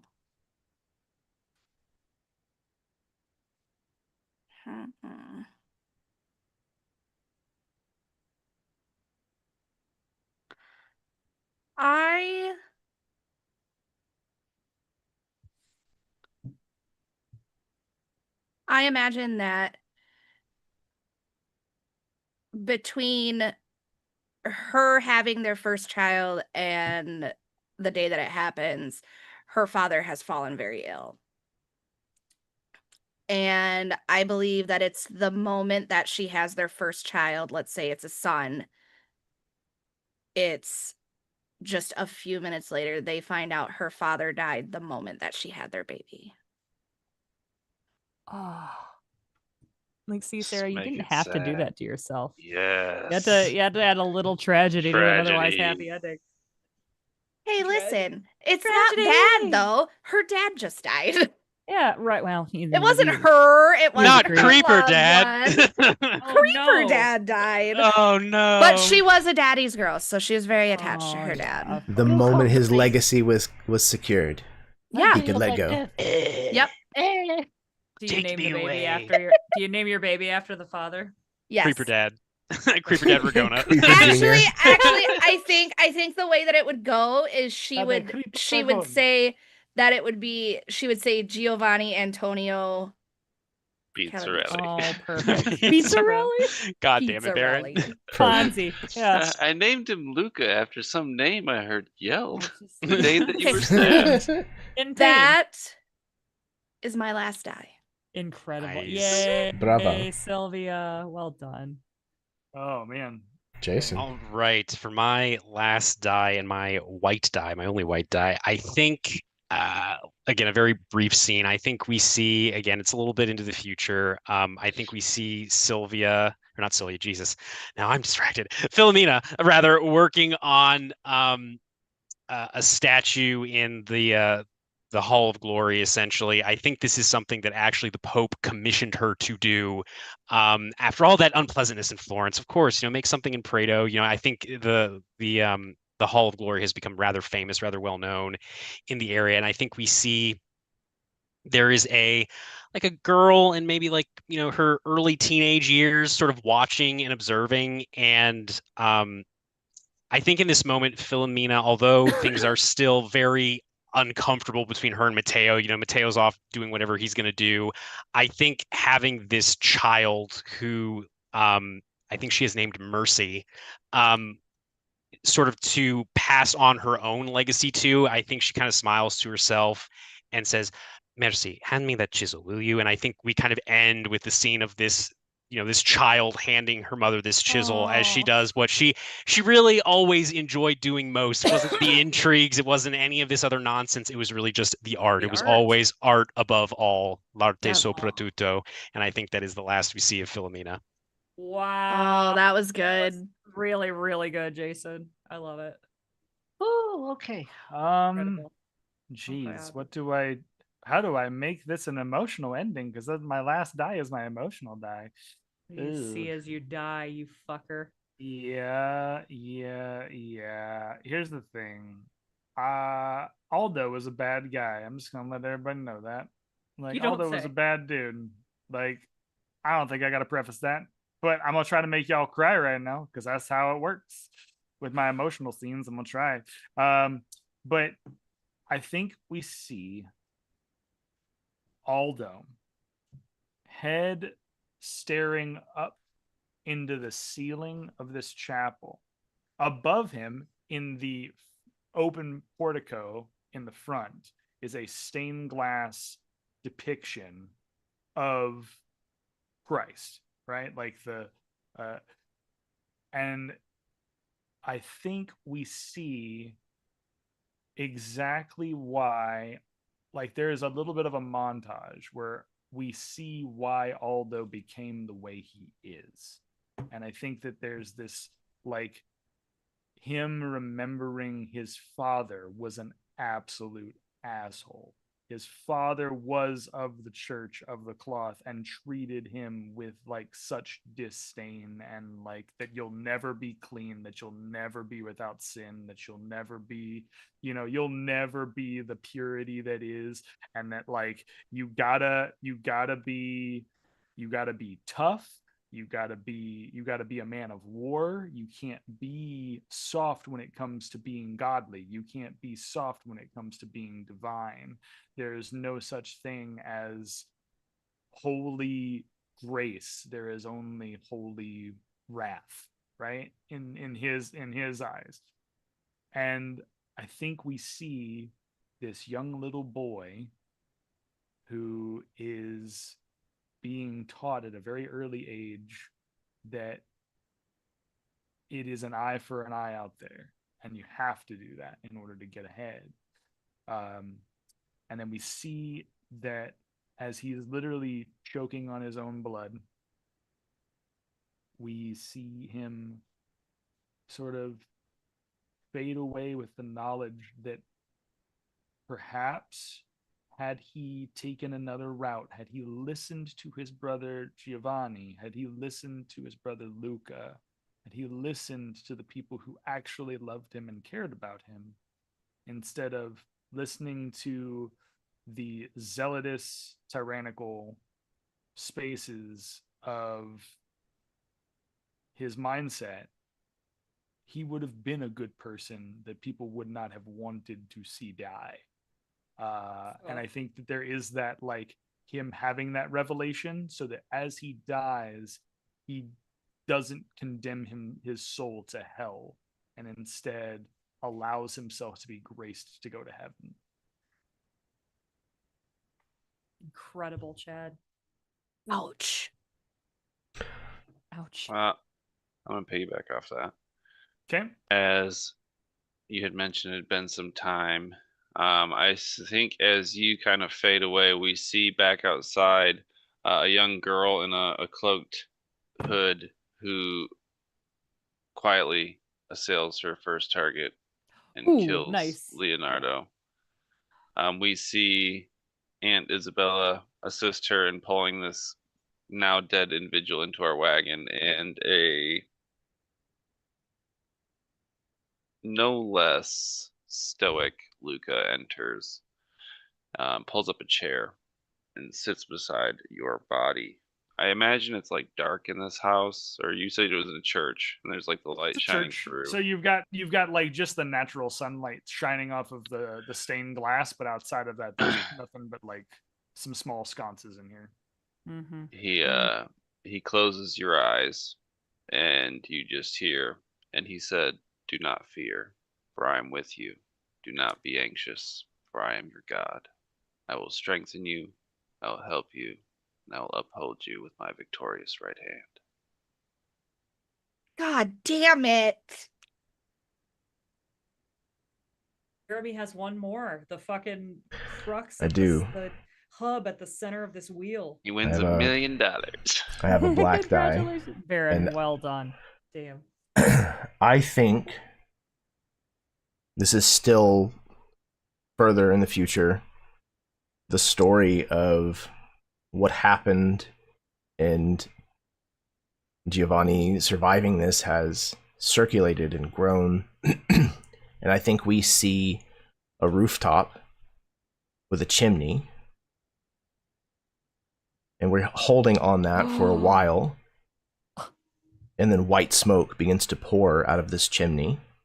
We're gonna have a conclave. And we cut to the inside of this grand Vatican cathedral from behind, where we see the mitre lowered onto a head, and a mangled hand reaches up to straighten it, and then extends towards the camera, and we see Giovanni, and he says, "In nomine Patris et Filii et Spiritus Sancti," and sing. Oh my god. Oh my It was good so gobbledygook. Dope. It was happy, but it Dope. was one of our best ones. So Wow. good. Oh We've my god. never had one end like that. No. I feel like that I was would've so said better. good. I should It have was died. perfect. It was perfect. Somebody No, should have. Jesus. should've Although fell I off guess that all of fucking Fucking Eldo. it. Fuck Eldo. Look, I Fuck. wanted That was him to insane. die, so I was like, I gotta find a way to use one of these black die to like take Right. this dude It's out. good for the story. I It really was. wanted one of the assassins to die and the other to just be critically broken Mhm. forevermore. I was critically broken for a good Mhm. long time. You. I imagine she still has soreness. It's bad. You definitely Still have has black soreness. eyes. It hurts when it rains. thought about it, but then I was like, That's if great. I had thrown Isabella off the tower, that was an option. But then I was like, it's no, very final. no, because yeah, exactly. It's so finite that I'm like, I don't want to lock you into like now you have to do flashbacks the rest of the Right. way. Thank you. Right? No, that was So very good shit, everybody. Holy Mhm. smoke. Oh my god. Wow. Incredible as always. This game is just insanity on off the rails. Yeah, And like it. Yeah, I Dude, played. I'm yeah, glad. right? yeah, It's- welcome to the drug that is Fiasco, sir. You're gonna Right. Yeah. let it in your veins. The Yeah. framework of the system is so light with Mhm. how much it impacts the actual gameplay, and it's just enough to kind of like push you in the direction of creating this disastrous situation. It's absolutely incredible. And again, like as somebody who went through like stage training, it's very much like an acting exercise. Mhm. It sharpens your improvisation, and it demands a lot of that tool, that part of your brain. So it's a lot of fun to be able to do that in the context of like a confined short story. I love it. Absolutely love it. So Like I said, great. the end mechanics are a little wonky. Yeah, I'm trying to have to agreed. kind of like do some mental gymnastics for like Mhm. explaining how the dice played out, but the rest of the game is so it's so much fun to watch the Mhm. chaos unfold that it's in my opinion it way balances the scale out. So Mhm. thank all of you very much for coming along and playing this. I had an absolute blast. I'm ready Um, for the next one. Oh God. Yeah. Yeah, It'll Now, happen. The More, math, it'll be in more. about I 4 gotta, months. I gotta, My body's Yeah. ready. I gotta cleanse my palate first. But Mhm. Same, agreed. But I'm There will- waiting. there will be a I'm vote. waiting for the next document that we vote for the next. Yep, there will be a vote. Indeed. We'll figure out what flavor we want to play again, and then we'll put it together at some point next year. Listen, I made a catch-all You did. edit your own fucking document, so it is ready. Hell yeah. It is Amazing. ready. Much It's appreciated, ready. Sarah. Sarah's on it. Okay, I'm going to pass everything over to my players so that they can do one more time around the table just to say any kind of parting words that they would like to, and then we're going to put a bow on this and call it Christmas. So we're going to start with Baron. For the third time. It's Christmas miracle. Hey everybody, it's Christmas Miracle. I'm Baron. I lived. I don't think I really won, but it's fine. Check me Living is out. winning. Yeah, is it? Eh. You can find me here at the beginning of next month into February as we play a game on Sundays that concludes my 3-year stint of games on Jeremy's channel that I'm really excited for. I had some super awesome players and the ability to collaborate with Jeremy on the production of the game. So please check it out. It's gonna be tragic. It's gonna be trash. Dude, it's like a theme. Yeah, It is. you know, It is. it It's is. perfect. I definitely expect somebody to die in that one. Dude, I 100%. swear to God. I swear to God. Karen's like, trust, I will kill you. I will kill I will you. kill. I will kill. Trust.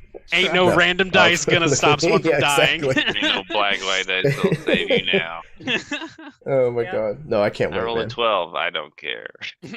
That's nice. Could be blue or purple dice. Don't fucking matter. I roll a nat 1. Oh, snap your neck. That's my nat 1. Mm-hmm. Yeah, it's been a lot of fun to explore that setting. The Ardlands is a really cool setting, and I'm looking forward to the culmination of that tale. Same. Alistair has been a lot of fun to play, and I'm looking forward to what that's going to mean for him. So, all right. Next up, Carrie. This was amazing. Thank you, everybody, but thank you, Jeremy, for pulling this all together and for hosting. And this is and was, it always is such a fun time. And like Jeremy mentioned right after we ended, like, I really, really enjoy the creative exercise that this game ends up being. I kind of, it is a little weird, but I kind of do like the end where you have to do those mental gymnastics. I think that's kind of a fun challenge, to make it end in a logical-ish way, while at the same time playing within the constraints of the game. Yeah, like Sarah said, I'm ready for the next one. This was a blast. Thank you again. Absolutely my pleasure. Yeah, thank you very much for coming along. Next up is Sarah. Yay! Alice XN on all the socials. Just look for me there. I like being here. I like being on Mini Terrain Domain. Wherever you guys want me, I like to be. So this was, I honestly think this is probably my favorite one so far that we've done. I hate to say that because the Clue one will be my number one, but this is very much my number two. And just the people at this table, you guys are so fucking amazing. Like, it's so stupid because I've gotten to know a lot of you fairly well now, and I still get like starstruck being here with you guys. And I feel so lucky to be on here whenever I'm able to be, and I'm so lucky to be with a group where we all mesh just so well. Thank you so much, Jeremy, for including me in these. Carrie, I just want you to know that I So said sorry. that I love you. Back at you. I'm so sorry. I really, No, really back had to at pee. you. It's okay. Thank you. I love you right back. Yeah, I feel the absolute same way, Sarah. I don't know what you're talking about being starstruck, because you're there every step of the way, and it does not seem like it takes effort on your part at all. So, all right. Next up is Jason. Hello. I have been Jason Osorio. Always a wonderful time here on the Erasmus Expeditions. Thank you so much, Jeremy, and to my fellow players. Yeah, this was a lot of fun. I do kind of agree with what you said before, Jeremy. Like it can be a little, I don't know, like the storyteller in me is like, to leave this up to just random dice roll stuff, and it can be a little awkward. But I think, all things considered, I think this ending went really smoothly. I think it kind of clicked in a way that, the first time that I played, at least for me, it didn't necessarily feel like it did as much. But no, this was a great time. I really enjoyed everybody's characters. What an interesting and crazy sort of setup, Act 1, and then into this conclusion. Yeah, I definitely can't wait until the next time I get the wonderful opportunity to play Fiasco with these crazy people or other crazy people that frequent the Erasmus expeditions. It's just nothing but crazies. But thank you so much, everybody. Absolutely, nothing but crazies here. It's true. That's how we roll. Yeah, I think it also helps too whenever, because like most of us have played, so we kind of understand how to set up for the aftermath a little better. Mm-hmm. So when you leave things a little more ambiguous in the scenes, instead of like definitive, like cannot get out of with without doing a lot of really crazy explanation. It kind of helps set you up for success a little more. Agreed. In the aftermath. So, yeah. All right. Next up is Chad. Wow, y'all! Wow. Wow. I say this every time, and I'm just gonna make this very brief. But yeah, my name is Chad. You can find me on socials out there, but most often you'll find me here or at MTD. And then Jeremy, I know you don't run this game, but you damn well do put it together for us and keep us all kind of moving and grooving, and for that I genuinely appreciate you and love you. It wouldn't be, I think, a fiasco the way that I have come to know it if it weren't for how you set these things up and put these things together. So thank you. Genuinely, from the bottom of my heart, every single one of you.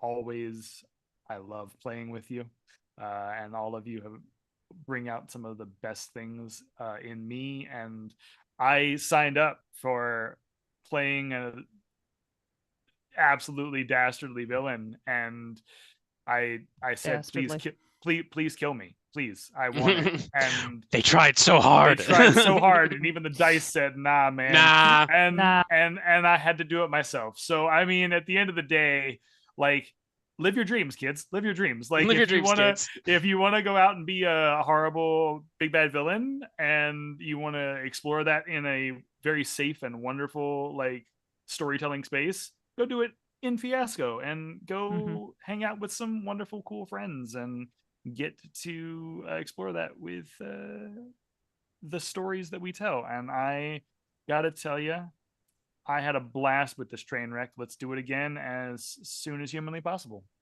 Hell yeah. Yes. Yeah. Agreed, man. Yeah, I like that this has become a semi-regular thing, and that we're able to have multiple goes at it, and we're able to, like, work new people in. That makes me really happy and really excited. Yeah. All right. Thank all of you very, very much for agreeing to play in this game. Thank you for hanging. I know that these sessions are long, and it takes a lot out of everybody because there's a lot of emotion that's packed into these scenes. So I appreciate everybody hanging and giving it their all, because it really does make for an incredibly memorable story. Every story that we've told with Fiasco stays with me for a really long time afterwards. And I think that's because of the emotional gravitas that all of you managed to interject into every scene. Like, when I say at the beginning that, you need to make sure that your scenes count, you guys absolutely take that to heart, and it shows. So thank you. For anybody who is watching, thank you very much for tuning in and catching this game. It really does mean a lot to me that people find stuff that they like here on the channel. So enjoy, consume, and then go play games yourself. But also, while you're here, if you enjoy what you saw, then do all the stuff that the YouTube algorithm rewards. Hit the like button, subscribe, share the link around, talk about it, buy Fiasco, run Fiasco games with your friends. Yeah, and come back and watch more stuff here on the channel, because there is a ton of stuff here. So, yes, tomorrow night, for those of you who have such a taste, we will be finishing our Eat the Reich game, our two-parter. It is a Christmas game called O Tannenbaum, where there is a commando squad of vampires who have been dropped into World War II Paris with the explicit mission to drain every last drop of Hitler's blood. So we're going to kill some Nazis tomorrow for Christmas. Dope. So excited. Yeah, it's been a lot of fun, and I hope that the second session is every bit as fun as the first one. So stop by and see that as well. Remember, everyone, that kindness is a free action. It costs you absolutely nothing to be kind, as all of the characters in this game learned. Lead with kindness. That's how we change the world. Unless they're Nazis, and then sick vampires on them and drain every last drop of blood they have. Yeah. Okay. I think that's all that we have to say. If I don't see you because you don't watch the game tomorrow, then I hope everybody has a very safe and happy holidays, however it is that you choose to celebrate them. Merry Christmas, Happy New Year, Happy Hanukkah, Merry Kwanzaa, all of the things that you may or may not choose to celebrate. And if you don't choose to celebrate, then I hope that you have a wonderful end of the year, and that you're able to spend time with family and friends and eat some great food and chill out. Mm-hmm. Eat all the hams. Eat the hams. Ham or die. It's like an Ham or MTV die. reference. You're welcome, Jake. There we go. Yeah. All right, everybody. We're going to get out of here. Until next time, may your dice roll high and your snacks always be within reach.